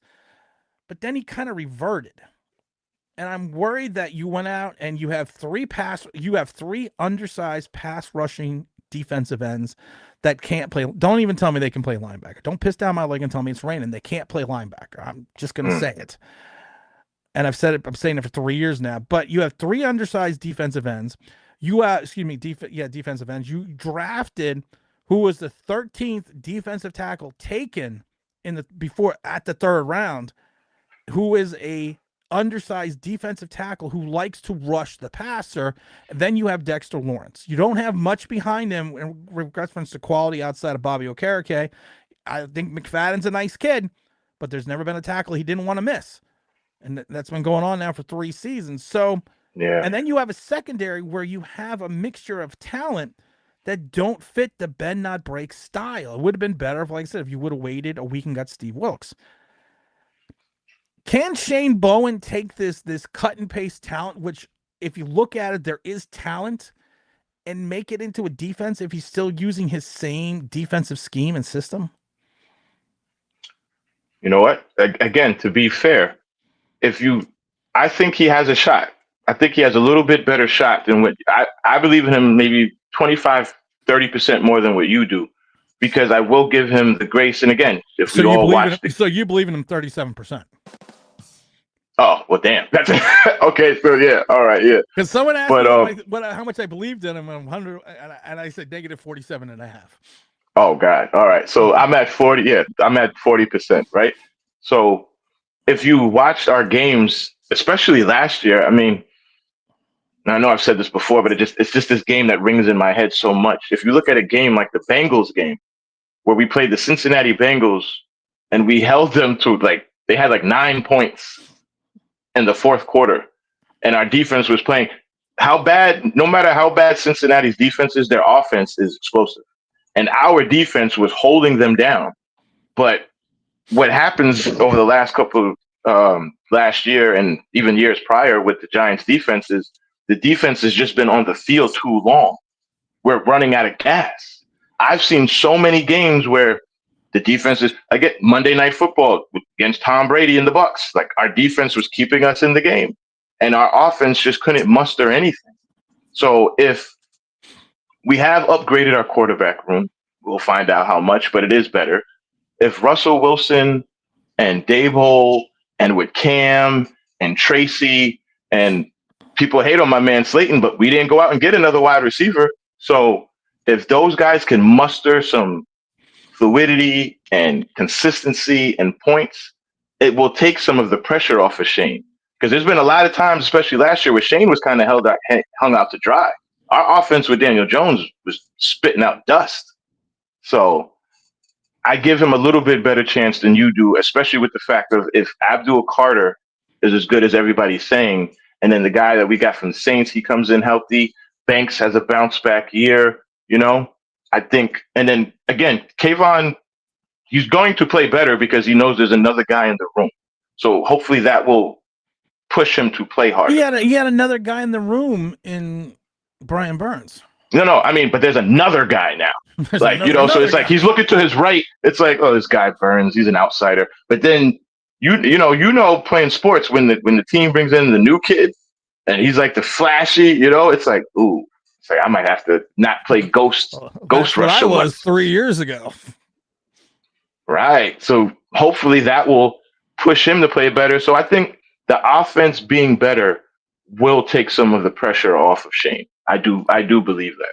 Now, my question will be right off the bat to rebut you. You have an undersized, outside of Dexter Lawrence, you have an undersized defensive line. Well, outside of Dexter Lawrence. Even with your new defensive tackle, Darius Alexander, you have and Shane didn't talk about the fact that Darius is going, and Mr. Alexander is going to be this, this do-all run stuff, that running mate. He talks about his pass rush and his athletic ability at 305. So I am the Philadelphia Eagles. Okay. Or I'm the Washington Redskins, or I'm the Dallas Cowboys. Doesn't matter. But I'm the Philadelphia Eagles. I see Paulson Adebo and I see Banks on the outside. I have Brown and I have Smith. I know the Giants are suspect in the secondary, especially with the linebackers and coverage. And I have what's his name? I have Gobert, or whatever the fuck his name is. I can't remember his name. Yeah. And I look at the undersized. Goddard. Thank you. I look at the undersized defensive line. Now Dallas has a big offensive line. Washington upgraded their offensive line, and Philadelphia's got a big offensive line. If I am the offensive coordinator for any of these three teams and I see this, my first thought process is going to be immediately, I'm running right at these motherfuckers. I am running, and I've said this before, and this has been the issue for years. This has been the issue going back 5 years now, when we said it on the show a million times, the Cleveland Browns, that Joe Judge season, that joint practice, and then the preseason game showed the entire league the way how to beat the Giants. Just run off tackle. Just run off tackle, right at them. This has been going on for 5 years. When you are 28th in the league in reference to yards allowed against the run, there's a problem there. when you gave up over 2,300, 2,400 yards, I don't remember exactly, and like 18 touchdowns, there's a problem. So now I am the Philadelphia Eagles. I have Saquon Barkley. I have that offensive line. I have these wide receivers. I am doing what I always said I would do. I am running right at Kayvon Thibodeau. I'm running right at Brian Burns. And fuck yeah, if I'm looking for, if I'm running, I'm looking for Abdul Carter. Because I'm Well, going of to course, say you want to test them. I'm going to test you immediately because you are an undersized defensive line. Yes, you're going to have some giddy up to come at me against the pass rush. But how do I equalize that? Play action. I set up the run. I let you over pursue, and then I go into play action because you're an undersized defensive line. And to your point, you were talking about how the Giants wore down. Imagine being beat on by 5 guys that average like 320 pounds for 4 quarters. What do you, as a Giant defensive coordinator, you know they're going to run at you. How are you going to fix that issue? Well, that's why he's the defensive coordinator. We're not. I'll be honest. I'm not going to sit here in May and try to come up with a scheme for Shane. I would hope he's thinking about that as of right now and looking at the personnel he has, like you said, versus in our own. Again, let's keep it in the division. That's what I'm saying. I'm not even taking it out of the division yet. Forget that because our schedule is brutal. Our schedule is Thanos. We have to play a Thanos schedule. But if we just keep it in the division and look at what we have to go against, like you said, that's already a tall order. Because, like you said, play action and the way you beat a good pass rush is you run at them, quick passes, play action. I would like to think Shane is already anticipating that. Because one thing I'm worried about with this defense is I think we're going to get hit with a lot of screens. Yeah. I feel like we're going to get hit with a lot of screens this year. Just remember we said that here on the OBB network. Like the screen game, I think they're gonna run that a lot. We're so focused on we got the NASCAR, we're gonna be rushing. If we're gonna be rushing so much and we don't have any linebackers, if I'm the opposing coach, I'm gonna screen these guys to death. Tight end screen, running back screen. You are going to have we've seen it the last Kayvon Thibodeau, Brian Burns, we've talked about this, have a propensity to disappear in games. And they have a propensity to we said it on this channel before you and I went to that Minnesota opener. We said it. We talked about it all since they signed Brian Burns, that there is going to be a game that both Brian Burns and Kayvon Thibodeau are going to disappear at the same time. Well, there was about 5 games that they disappeared all at the same time. But we didn't know it was going to start off. Yeah, we didn't know it was going to be week 1 at home against the Minnesota Vikings. The trend was going to start. And teams do what they do. They're going to take advantage of the over-aggressiveness of the Giants defense. They're going to push them wide, the tackles, like we've watched them do for 3 years. And then you know what I'm going to do? I'm going to run a draw. I'm going to run a delayed handoff. I'm going to wait till you guys get because it's human nature. You are going to get over aggressive when you cannot get to the quarterback. You cannot get to the running back. You're having an issue. It's just human nature. You're going to get over aggressive and you're going to over rush. And you already have a hard enough time maintaining your assignment and holding your edge against the run. I'm just going to run right at you. And then I'm going to keep running at you till you over pursue. And then to James's point, I'm going to hit you with a screen. I'm going to hit you with a quick slant. I'm going to hit you with a delayed handoff. And these are the things that keep me up at night, because it's like, is Shane Bowen is not known for his attacking style defense.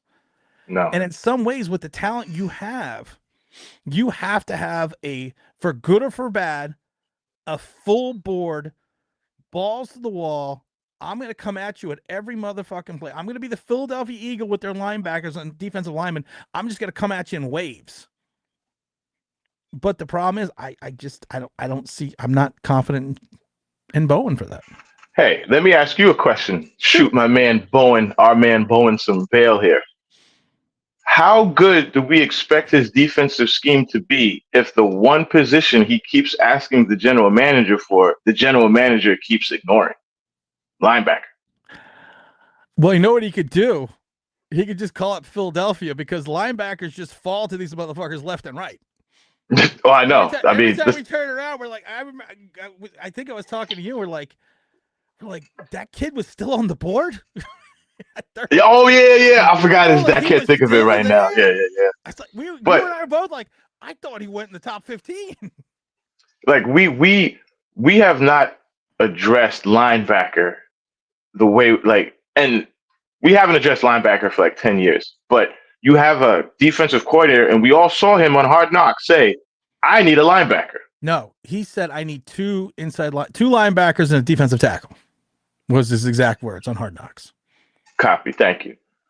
Have we addressed his needs for the linebacker position yet, though? In 2 off seasons now. We got what's his name? The guy from the guy who used to play from New England. What's his name? Who? Slade. The Board. We got Board. We got Board. Yeah. Well, he's a special teamer and doesn't really play linebacker anymore, but we got him. Oh, there you go. That's what I was waiting for. That's what got him, though. That guy's special teams.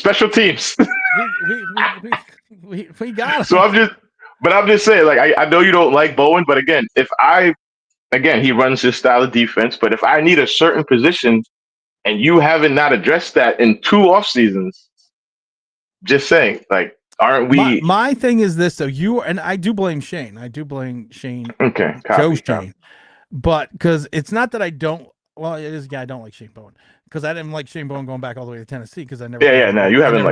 And you explained it. You explained it. We've explained it, and like I said, it's a great article in the Tennessean by an interview with Jim Schwartz, exactly what his job was for 2 years with Shane Bowen. So I mean, that kind of just sums it all up. But to your point, no, has he been given the talent that he? But here's the thing Here's the thing I don't know. We all know Wink wanted Banks coming out of the draft 2 years ago. We all know Wink. I mean, we saw the video of basically Wink hugging the shit out of Joe Shane, almost killing him right. when they drafted Banks. We knew that he wanted Banks. So we don't know if Shane Bowen went to Joe Shane and said, well, I can use Abdul Carter in so many different ways that I'm not going to need X. Okay. Possibly. So I mean, you're right. I don't give Joe Shane credit for anything until he starts winning some games. But like I said, I don't know. To your point, I don't know what's going on in the meeting room. Oh, I forgot about Alonzo Mourning was a beast back in the day. Alonzo Mourning. Yeah, Alonzo. Yeah, so was every Georgetown center in their own way. It was literally, like I said, you went to Georgetown. Yeah, you're right. You had to, you know, you had to be that dominant center, especially after Patrick Ewing. Mr. McCormick, what's up, Tim? Just came back from my vacation back in Jersey. Welcome back, my friend. Jay Fad says, I don't know, Carter, 6'3", 259, Jackson Dart, 6'3", 225. Listed. Wait until they are on the field and see what they do. I'm just gonna show you the video. I'm just who looks taller, James? Jackson Dart. Well, Dart looks taller, but I will. And again, it's probably the shoulder pads, but you know, Abdul Carter does look slightly bigger. I'm not gonna, I don't want to say Dart looks taller. Abdul Carter. Abdul looks wider, bigger than our quarterback. I'm just. Listen, again, I'm old school. I go off what I see, what I hear. I just love that he looks slightly bigger than our quarterback. But don't worry, he's going to hold up against the run. Eli was what, 6'4", 6'5"? Yeah, Eli was towering over Jackson Dart when they were together. No, I'm not. I'm just saying Eli. He was you want a guy that could see properly, clearly. Lynch and Scatterbo are the same height. Lynch who? Marshawn Lynch, I'm guessing. Oh, Marshawn Lynch? Are you trying to say that Scatterbo's going to run like beast mode, VK? Is that what he's saying? Is that what he's saying? Because Ahmad Bradshaw is slightly smaller than Scatterbo, and he ran like 3 guys combined into one. So I don't know what you bringing up beast mode. We gotta let's hope he runs as good as Bradshaw. Forget beast mode. We all know the highlight when he was on, was it Seattle? And they're playing New Orleans, and he basically dragged the entire secondary with him to the end zone. Marshawn's like 6 feet, 220 pounds. but he's a lot more just. You look at a picture of Marshawn, and he's Marshawn Lynch has a second gear. Like, come on now. Like, it's like the Carmelo thing you showed. Like some guys just have, Marshawn Lynch had a second gear. People forget. Beast mode. The guy's name is Beast Mode. Holy crap. Marshawn Lynch wasn't really beast mode till 2011. Marshawn Lynch came into the NFL in 2007, and he had 2,000-yard seasons for Buffalo. Yeah, he did. It wasn't until he got he got traded that 2010 season. Marshawn Lynch had especially early on in his career had a second gear. It's not like Marshawn Lynch was running. Listen, when you don't run at your pro day, and you don't run at the combine, and you only run at private workouts, what does that tell you? To me, it means you're worried about what people are going to see. And then you run a 4.6 and a 4.7 at your private workouts. Is that probably the reason why you didn't run at the combine and run at your pro day? Oh, wait. So you're telling me if I have a private workout, then that means I'm hiding something? I allow what people thought about Sanders, but it's okay when our guy does it? I'm telling you, we are the most biased fan base I've ever been around. It took you a second, but you got it. I'm telling you. I know. Listen, I'm with you. Today I'm with you. I'm with you. We're vibing today. Blackbird says, what's going on, fellas? Dart what up, McKnight? Better than Eli Sims combined. Oh, he's just, come on, that's Blackbird. You know he's screwing around. Sarcasm. Warning. Sarcasm. That's probably an homage to Cup Izzle. But how crazy is that? Real quick, just how, and I know you took, but I got to just get my 2 cents. How crazy is that to even sit up here and say that this kid is going to be better than the greatest Giants quarterback we've ever had before he's even thrown a preseason pass? Why do we love in this society today tearing down what came before in replace of what's new? Oh, let's unretire the jerseys. Oh, this kid is going to be the new Lawrence Taylor. Oh, this kid's going to be better than Eli Manning. Why can't we just let people be who they're going to be and let the past be the past? Enjoy the memories. We always got it. We do it a lot in hip hop, but I'm noticing it now in sports. We just tear down what came before in order to prop up. If you're so good, I don't have to tear down what came before you in order to prop you up. It's a little tidbit for you kids out there. If you're so good and what you have in front of you, you have confidence in, then I don't need to tear down what came before or compare you to the past. I can feel confident in saying, you know what I wish somebody would say about Jackson Dart? And some people have, but not enough. I believe in Jackson Dart. I've watched enough tape where I think that that's going to translate into the NFL.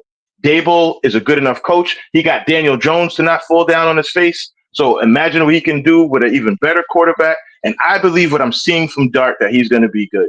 If you say that, whether I agree with it or not, I'll go, okay, I have to, respect that take. But to sit up here and he's going to be better than Charlie Conley, he's going to be better than Bart Starr. And it's maddening to me. And I guess it's because I'm in my 40s, but it's just, why do we do that? We don't have to do that. I don't get it. It's so weird. Like right now in New York, we're having the talk of if Jalen Brunson finishes this run, then where is he going to be as an all-time Knick? That makes sense because he's in real time on the run right now doing it. He has a chance to do something not a lot of other players have had. We take guys that are fresh out, like you said, has the guy even taken a crap around his teammates yet? Not to get too descriptive, but hey, it's a locker room.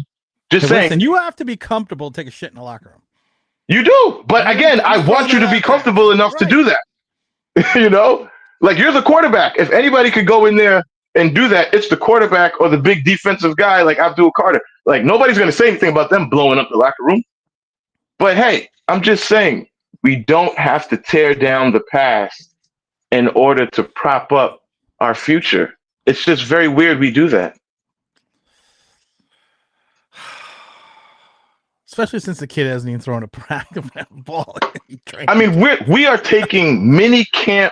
I hate social media. I swear to God, other than looking at sharks and certain things, like we're taking mini camp passes and putting it up, talking about, oh my God, look at this. He looks amazing. And it's like, hey, great. I'm glad he's getting into the flow and good. I'm glad. But a mini camp pass? I don't care about that crap. But it wasn't even the good one. But it's just, why do we care? But like the guy said, here's the thing. But it wasn't even the one they're highlighting. Wasn't even the I know. good pass. When you actually look at it, I know. I saw the thing you said. When you look at it from a technical football perspective, it was a terrible throw, and you're gonna get your wide receiver lit. The one pass where he hits the guy in stride in the middle of the field, drops it right in the bucket, and the guy keeps running. That was a beautiful pass. Mm-hmm. But the other one I looked at, I'm like, technically, that's not a good. Doesn't have to matter whose quarterback was. It's not a good pass. You're gonna get your wide receiver laid out. You're gonna Darren Waller him. Darren Waller. I mean, but I'm thinking to myself, and you're also going to get up against 30 undrafted free agents. Thank you. That's what are we in pads? Are we doing real, or is he out there with a bunch of guys that are probably not going to make the team? You know, it's like I don't know if Trenton said it. Shout out to Trenton or Mr. Tad, but somebody said the Jackson Dart hype is so much because we're starved. We're starved. I believe it was Mr. Tad. Yeah, like that's one of the best comments I've read today. No disrespect to me or anybody else, but it's the truth.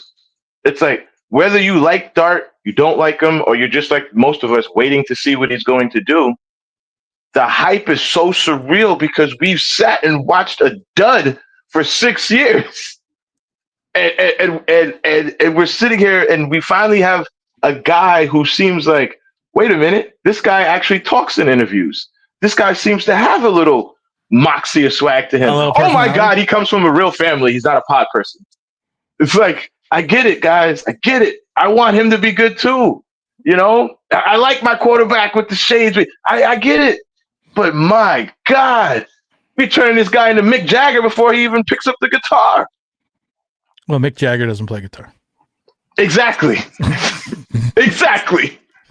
Glenn Knowles says, Tim, low key, I see my wide receivers getting better because Russell's a real quarterback. I often agree with you, but our team can be better because we have an actual quarterback. Reminder, DJ was not a quarterback. Oh, listen, I agree, but here's my thing about our wide receiver room. And I'm never giving credit to Daniel Jones because I told people what Daniel Jones was after the end of that first season. And I had to sit there for 4.5 years and take the slings and arrows. But here's the thing about me. I'm like a rock. I'm patient.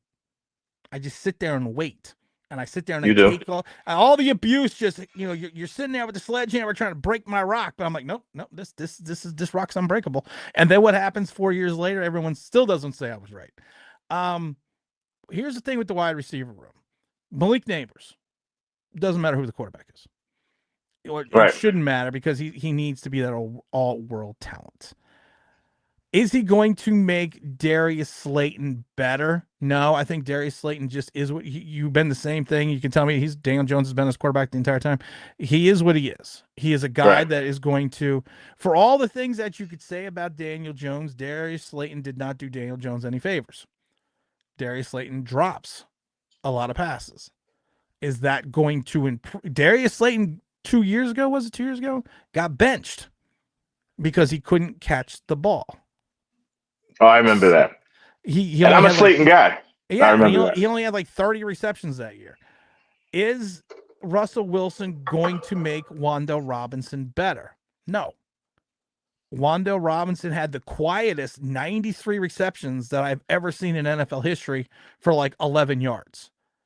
Wan'Dale Robinson is like Cam Scatterbo. There's no second gear. And he still does not positionally put himself in the right way to catch an NFL pass at times. So a good quarterback is not going to make Wan'Dale Robinson any better. It's not going to improve his speed. It's not going to make his yak look better because of the fact that that's not who he is. He's 2 yards in a cloud of dust. Jalen Hyatt's biggest issue outside of Daniel Jones catching the ball. he had like a 40% catch percentage. That means when you throw the ball at him, no matter what quarterback is, he only catches the ball about 40% of the time. The league average for wide receiver is like 65. He was at 40. And that's probably higher than most of us even thought it was. 40. I would think more like 25. And his biggest issue is, and has always been, is getting into his routes. We all thought coming out of Tennessee that Jalen Hyatt was going to be Devontae Smith. I thought he was going to be Devontae Smith. Slight of frame guy, but he is going to use his speed. He's going to use his quickness. He was going to use those God-given gifts to get around the corner, get into his route, and then make the catch. He has a hard enough time getting off the line, which is he takes longer. The reason he doesn't get into the play as much is the fact that he takes too long to get into his route. That's not going to change with a quarterback. And a lot of the times when you see him wide open, I always love it though, because I'm not, like I said, I'm not throwing credit to Daniel Jones whatsoever here. But a lot of times with Jalen Hyatt, when you see him, and if you go back and watch these plays, because I have, when you see him wide open, the play has already gone to the other side. Yeah. So if I'm a defender and the ball's already gone to the right, I'm not defending the motherfucker on the left. So when you watch either the corner of the safety, whoever's covering, start pulling to the inside of the thing, you see him wide open on the tape. And I think that's why I always tell people, when you watch content, I'm going to try to be politically correct. Fuck that. Content creators cannot do film. They cannot break down film. You could sit there with your clicker, and I love it because they always stop at a picture. Well, look at that. Look at that. He's wide open. No. Show the continuation of the play. Throw it from the start of the play through the continuation. Just don't stop it at one point and say he's open, because he's not open, because you're also not seeing the safety up top. Content creators do film because it's great to make content out when they like to look smart. If they could actually, and it looks good on YouTube. If they actually could break down film, they would be doing it in the NFL. And the other issue is they don't know the calls. They don't know the defensive schemes. They don't know the audibles. They don't know the shifts. They don't know if someone missed their assignment. They don't know if someone's covering for their assignment. They have no clue if it was a busted play. They have no clue if someone changed the route. They have no clue. You have zero clue. You do not have the playbook that says you're running an XY sweep. You don't have that. And, you don't have any of that. You are guessing. And that's the thing. When they do breakdowns of Jalen Hyatt, they look at Jalen Hyatt and say, he's open. Okay, yeah, he's open. But did you notice that the play already went to the other side of the field? That's why I tell people I never do film breakdown. That's like moron Big Pat. Oh, I'm going to debate you on film breakdown. You're a fucking idiot. You want to know why? Because you know nothing that you're breaking down, because you have no clue what play is run. You have no clue what any player's assignment is. You don't know who missed their assignment. You don't know who's covering up for the missed assignment. You have no fucking clue. But it looks good for your 40 people that are watching. But that's it. That's all it is. It looks good on video, but you have no. That's why, like I said, unless you're fucking Kurt Warner breaking down a quarterback's film, I will listen to that. But I'm not listening to a moron that's going to tell me Jalen Hyatt's always open when I can see with my own eyes in real time, standing. Not excuse me, because a lot of times we do stand on the sidelines, but sitting in the stands and saying he wasn't open, because the ball was already thrown to the other side of the field. So he looks open on tape, but in real time, he's not open.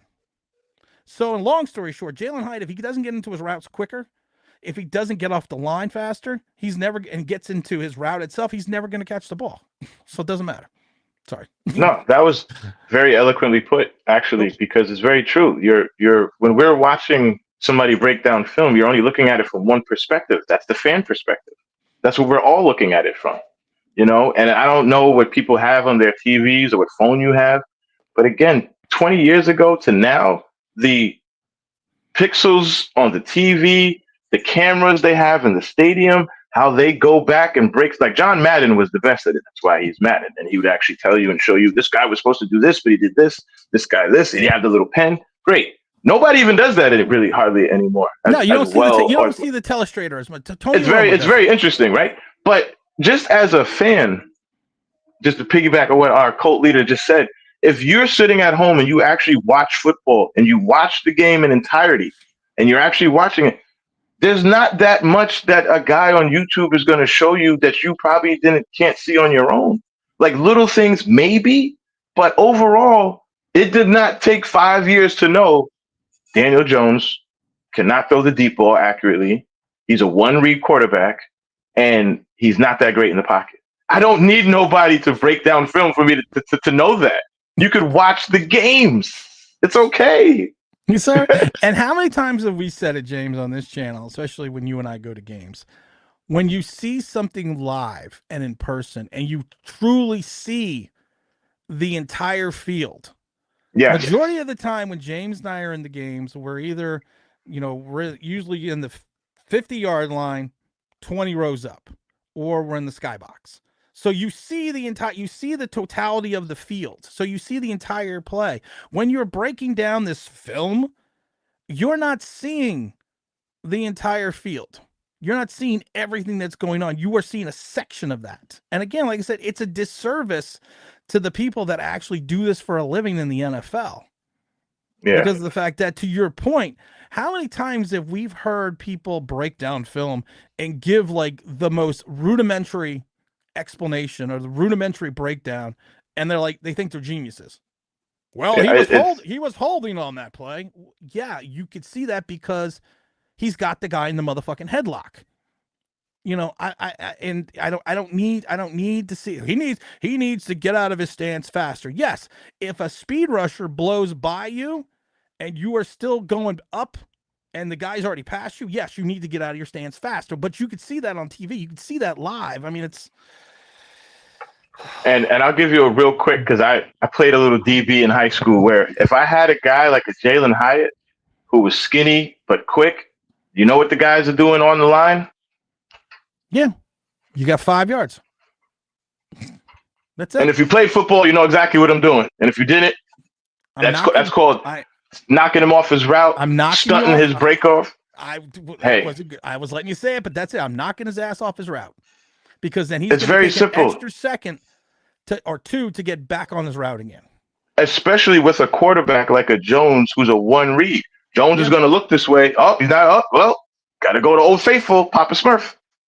I love this though. Alex Ogletree was our best quarterback. Warning, sarcasm.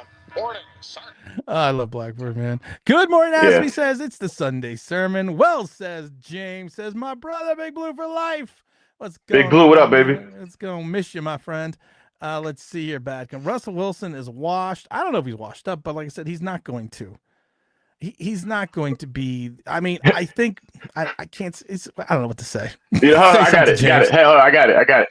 A washed Russell Wilson is better than a fresh Daniel Jones. And Jackson Dart is the anti-Daniel Jones because DJ JD. Okay. Number 8 down to number 6. And if you take 8 and flip it upside down, it's 9, which is if you take 6, flip it upside down, it's 9, which is one number better than 8. Boom. Logic. Follow Big Pat Sports. I am going to say that there's a couple bad people. People watch people for entertainment. I get it. But like Tim was saying, like, come on, man. Like some of the stuff people break down and do, it's like, what are we doing, man? We're teaching the kids wrong, man. What are we doing, man? The children are our future. The children are our future, and we're leading them down the wrong path. And some of us. I don't know. What's up off Broadway? Big Tim, ABM, aka James G Family. What's up? I always laugh to this day because ever since I see off Broadway, because he was the one that he's one that made me think about this, and I'm always gonna smile and chuckle about it when I see that come up, because I keep remembering this. I'm one of the few people in the world who has ever been booed on Broadway.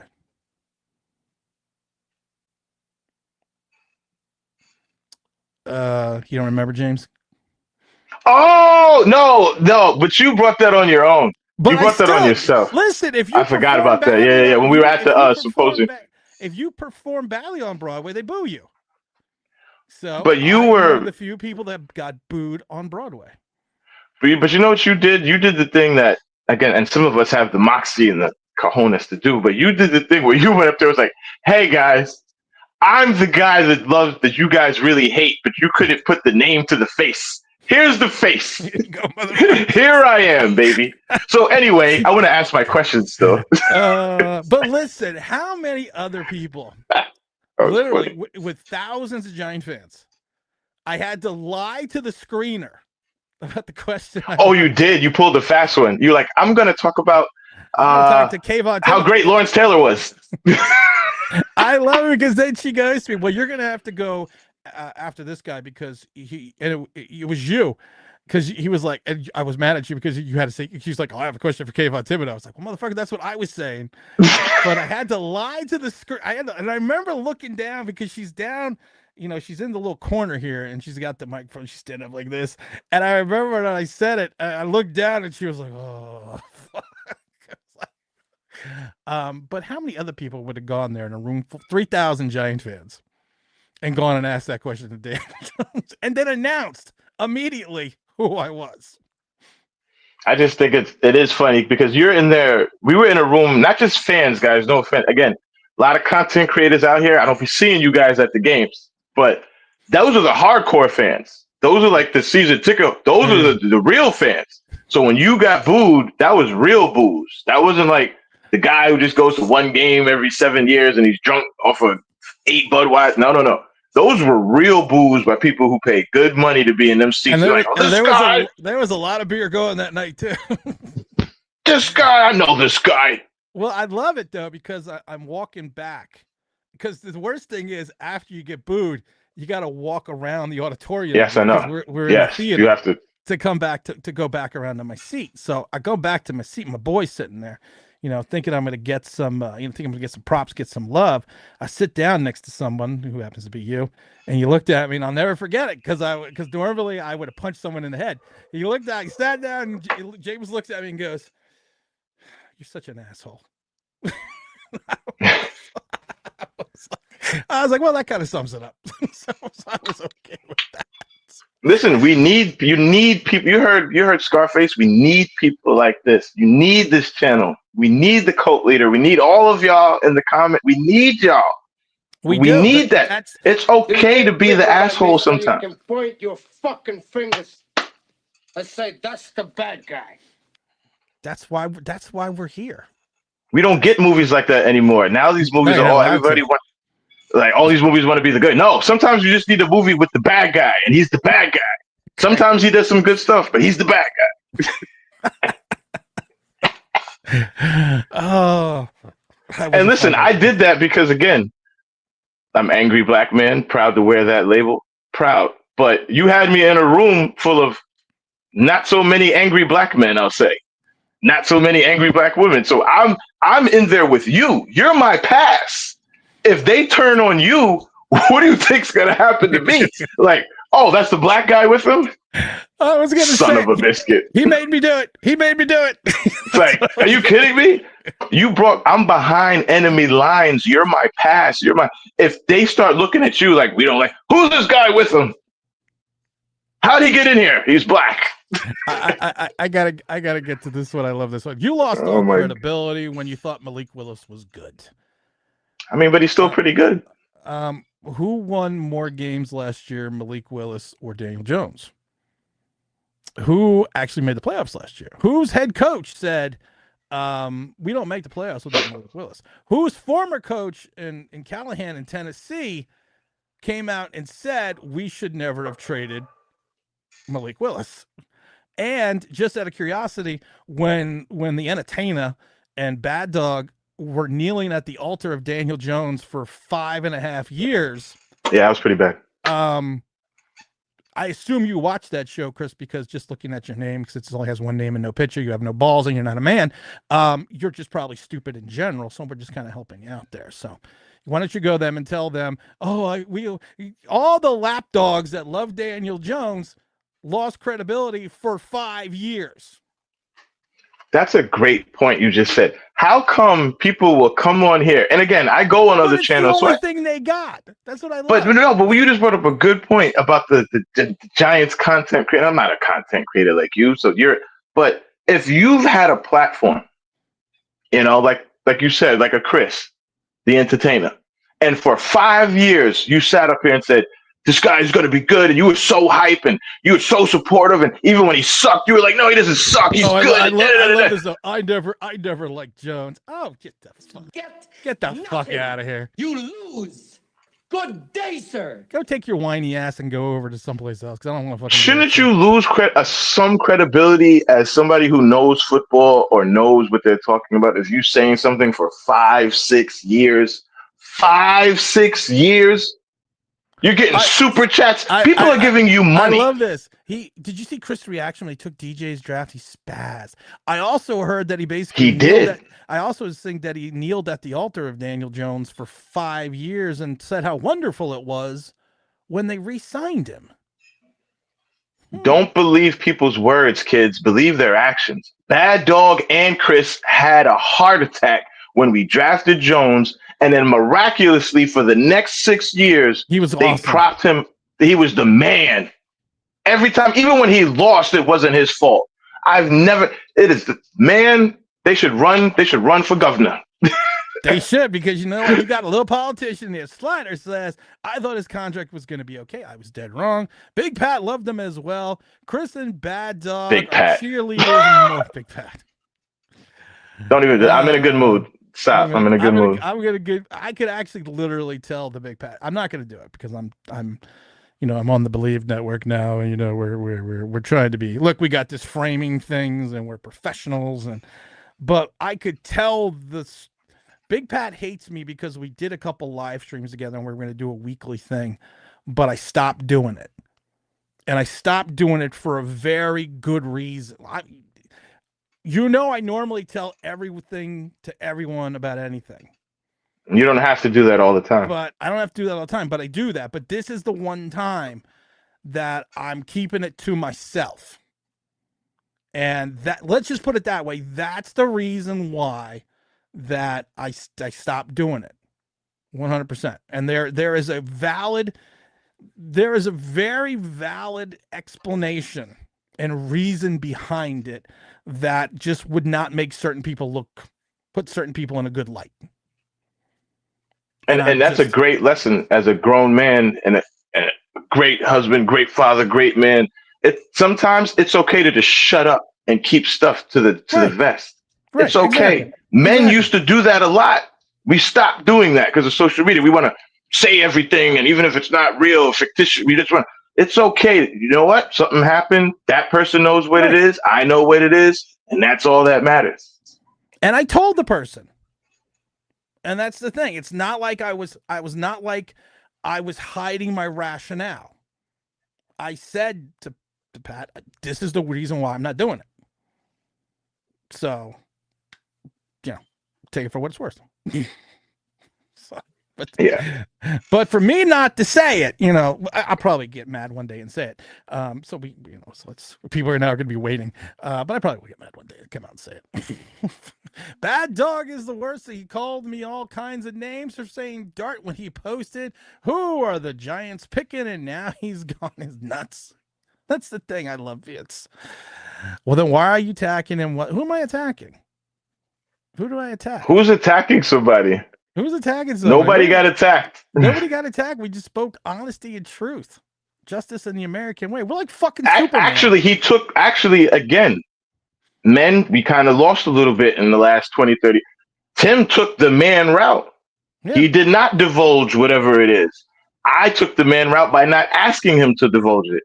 Not going to do that to my brother. He took the grown man route. Nobody got attacked.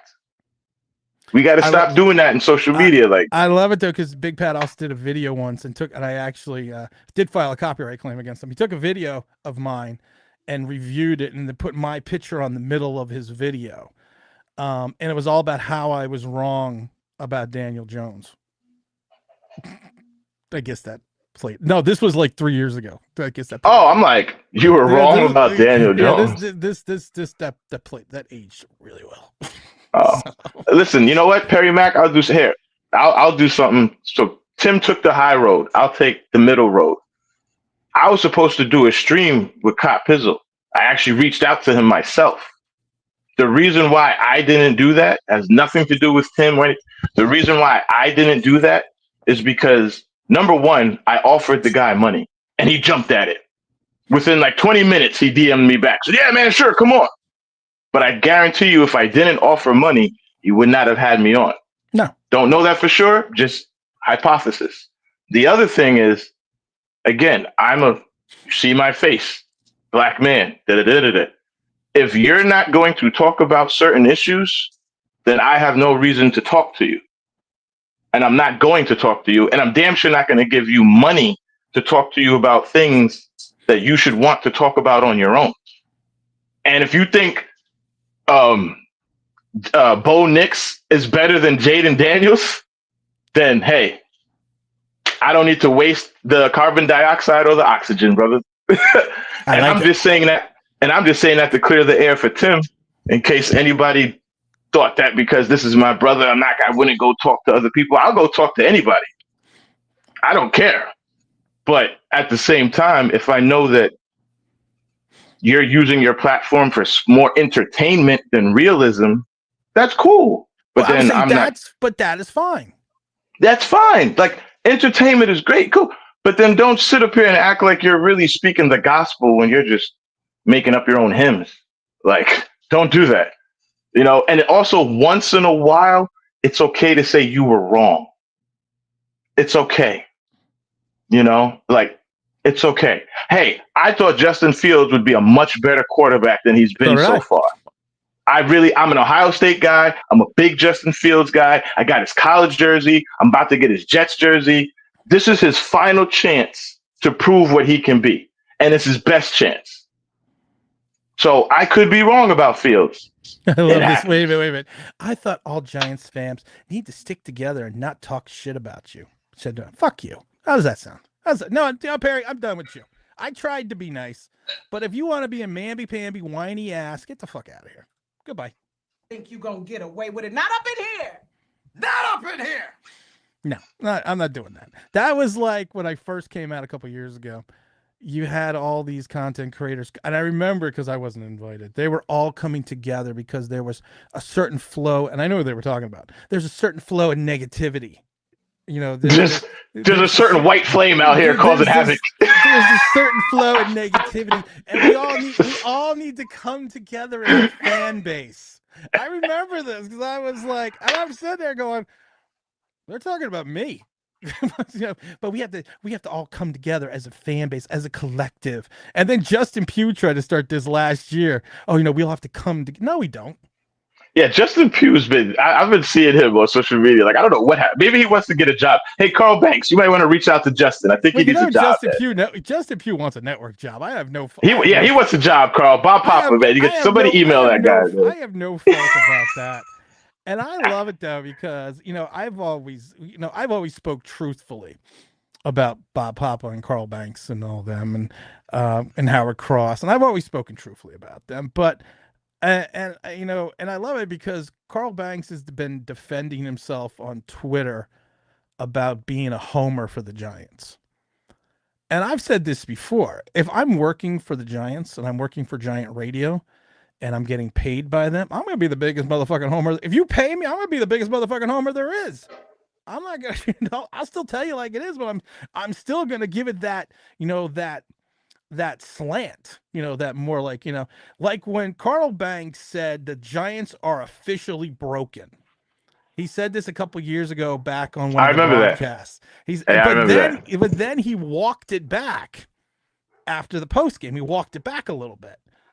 And I called him out for that. But like I say, that if you're going to actually pay me to be part of the organization to call the games for the Giants, yeah, anything I do is probably going to have a little bit of a homer slant to it. Because why? As it should. You're paying me. It's not as it should. And that's what I don't understand with certain things with that. You're Tony Romo or you're Troy Aikman. you're covering, and now Troy Aikman has been very guilty of this. You're covering multiple nationally televised games. You are not covering a single team. Now, Troy Aikman still calls games against the Dallas Cowboys and the Giants like he's still playing for the fucking Cowboys. He doesn't. I know, but I kind of like it though. It's like funny when he does it. He's bad. Yeah. Go ahead, though. Go ahead. But he doesn't have that non-biased slant. So if you, and it doesn't have to be Carl Banks. It could be it could be the home announcers for the Cowboys or the Eagles or anyone else. You are going to have more of that home slant, because of the fact that you were working and being paid for the organization. So the way I was kind of bringing this around is, as a content creator, I don't work for the Giants. I'm not beholden to the Giants. And I've always said, this is not a fan channel. This is not everything's great, everything's awesome. We just won 3 games, but we are the best 3-win team in the history of the NFL. No, this is a channel that gives you the honest opinion and perspective of the New York Giants taking a step back. That's why I laugh when people are like, well, you should be an Eagle fan. Okay, but it's still not going to, even if I was an Eagle fan, I'd probably still do this channel. Because A, it pisses people off, and I enjoy that. And B, it's just, we're just giving an honest perspective. So that's why I love when I have James on, or Slider come on, or T-Brad, or or Big Greg, or Big Don, or anyone, because of the fact that we are just giving our opinion, and we're giving our honest opinion of a team that we like, but we're doing it from a perspective of, we're stepping outside of the organization. So a radio or television announcer who's paid by the organization, yeah, it doesn't always take a step out, because of the fact that, why would they want to have you if all you're going to do is bash the team? Why would they want to have you, be part of it? Yeah, I mean, if you can't wear my company logo and then say I'm garbage at the same breath, like you can't wear, it's fun. You can't work for IBM carrying an Apple. There you go. I use this Apple because Microsoft. Oh, you can't work for Apple and then sit in there and pull out my Samsung and go, man, these Samsung phones are amazing. They're great. So much. Wow, you should try this, Greg. 15. Like, oh my God, it's way better than that last model we came out with. Let me just get to the chat real quick, James, and we're gonna head out of here because it's a beautiful day outside. People need to go outside. Let's see. So when is Carl Banks coming on? I don't know if he's coming on after that speech. No. Well, Carl Banks with a K is probably never coming on. Carl Banks with the K is never coming on. Carl Banks has said that he will come on during the preseason. So he actually, that would be dope. He posted that on X, and I actually have a lot of questions for Carl Banks. And I already told people, I've told people the story. I met Carl Banks in 1987 in Pasadena, California, because I went to the 86 Super Bowl, and my father and I went because this was one of the times I went on a business trip with my father to Australia, and we stopped over in California because first we got to change planes like 4 times. But we stopped in California. Kind of a long trip. Yeah, and we went to the Super Bowl, and my father worked with Wellington Mara a bunch of times, so I got to meet Carl Banks. Which was a great, fantastic honor that I got to actually meet him and talk to him. I was still in high school, so I got to talk to him, and I was, playing ball then, so I got to talk to him about being a linebacker and tackling. It was like maybe a 2-3 minute conversation, but I really do want to ask him, when you met me, did you know you were meeting greatness? Because I think he needs to ask that, answer that question finally, because I know he must have saw how great I was. That then 50 years later or 40 years I was going to say, or did he know this little encounter would come back to bite him in the culo a couple decades later? I still laugh to the day because I forgot what he pissed me off about, and I threw the Carl Banks helmet off the desk. You guys said it's still over there in the corner. But no, I actually do have a lot of questions for Carl Banks. I have not just about the Giants. I got some questions about his career, but I do have some questions in reference to, his thought process on the current state of the Giant linebacker situation, kind of what we talked about before. And who knows, maybe we make a trade, maybe something improves. I don't know. No, but that's obviously having Carl on is amazing, and that's going to be so dope. But it honestly would be really interesting to get a guy who was part of a great linebacker time period, to say the least.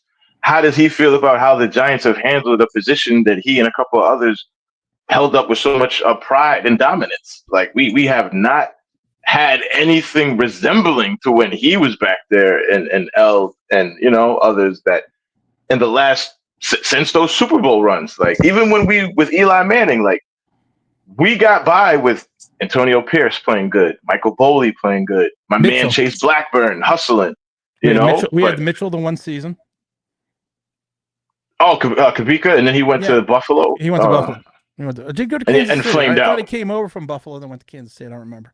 I bet he go to Kansas. I thought he went to Buffalo. I could be wrong. I don't remember either. But like to your point, we have not really addressed the linebacker position the way a real NFL team should, and it'd be really interesting to get his take on it because he played it at such a high level. And I would like to be curiosity because Robbie Jones, Andy Hedden, Byron Hunt, all backup linebackers on the 86 Giants, all about 6'5", 255 pounds.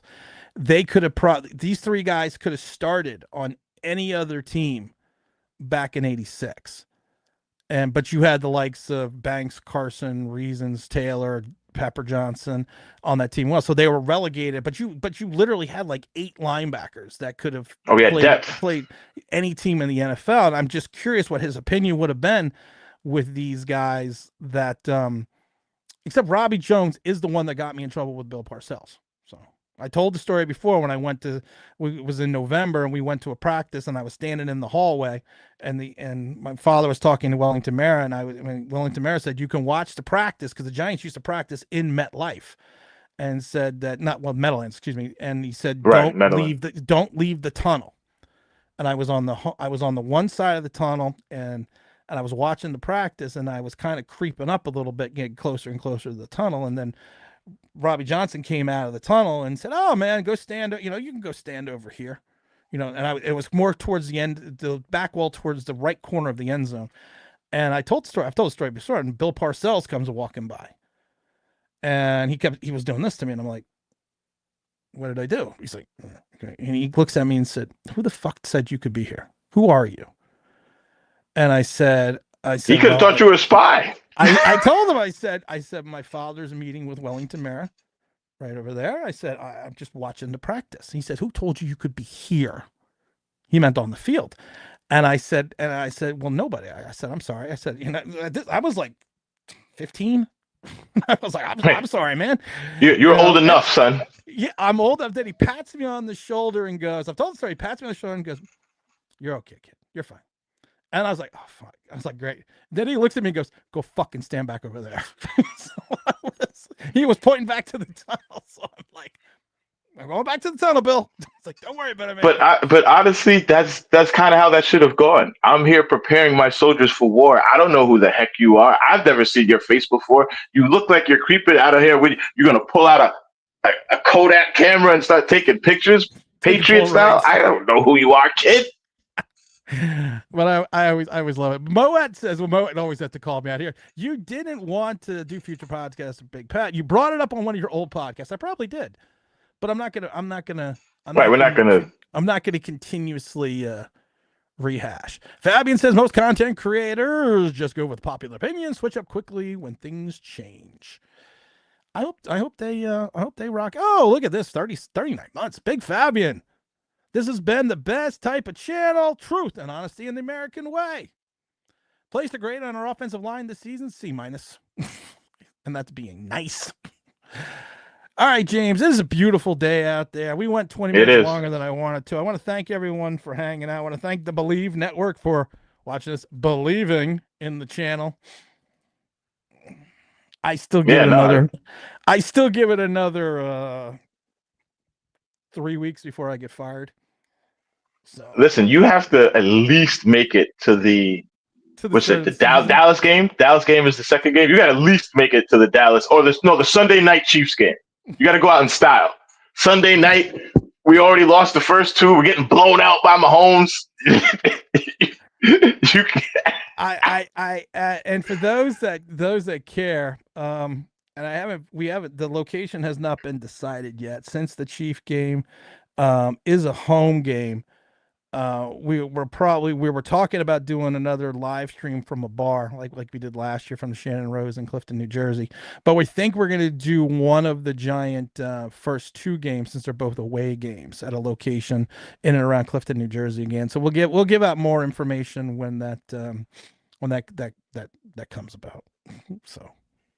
Oh, definitely, man. I missed that last one, so I definitely got to make this one. And maybe I'll bring a special lady.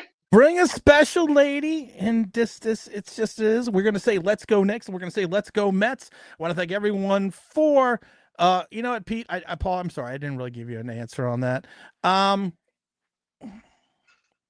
When you have the guy like Bo, and you're going to be relying on him heavily now to be either a swing guard or a swing tackle, that tells you the shape and size and talent of your offensive line. If Andrew Thomas does not come back healthy, and Evan Neal cannot become a guard, and you still have the likes of John Runyon and an undersized center and JMS who still has yet to figure out leverage, and he used to be a wrestler, and his first season he gave up the most holding penalties for a center, and then last year he gave up the most sacks in the league as a center. we could poor Russell Wilson we might see Jackson Dart, because Russell Wilson and Jameis Winston could both be killed by week 3. In the metaphorical sense, not in reality, but yeah. So I mean, I give the Giants right now their offensive line grade a D, because also though, but we haven't had mandatory minicamp, we haven't had training camp yet. That could change, but like I said, John Runyon, they let him go in Green Bay and drafted his replacement in the 3rd round, and he is now an all-pro player. And the nicest thing they said about John Runyon is don't pull him as a guard, because he trips over his own feet, and he plays the pass better than he. And I always said I'm always concerned about an offensive lineman when they say he plays the pass better than he does the run, because if an offensive lineman can't play moving forward, that's kind of weird. That kind of negates everything an offensive lineman's supposed to do. Most offensive linemen like doing the run game because it puts them on the attack and lets them go at the defense instead of backing up, creating a perimeter. Just in case you didn't know, kids. Just throwing that out there, guys. Just throwing that out there. But I want to make sure everyone hits the like button. I want to thank Big James and everyone for coming on. As always, it's been a fun day. James, let's go Knicks, and we're gonna say it before we're gonna try to play the outro, James. So don't go anywhere. So once again, this is Tim. This is New York Giants Straight Talk, powered by Online Big Blue LLC. I want to thank James. I want to thank everyone for being here, guys. And you know what? We are out of here.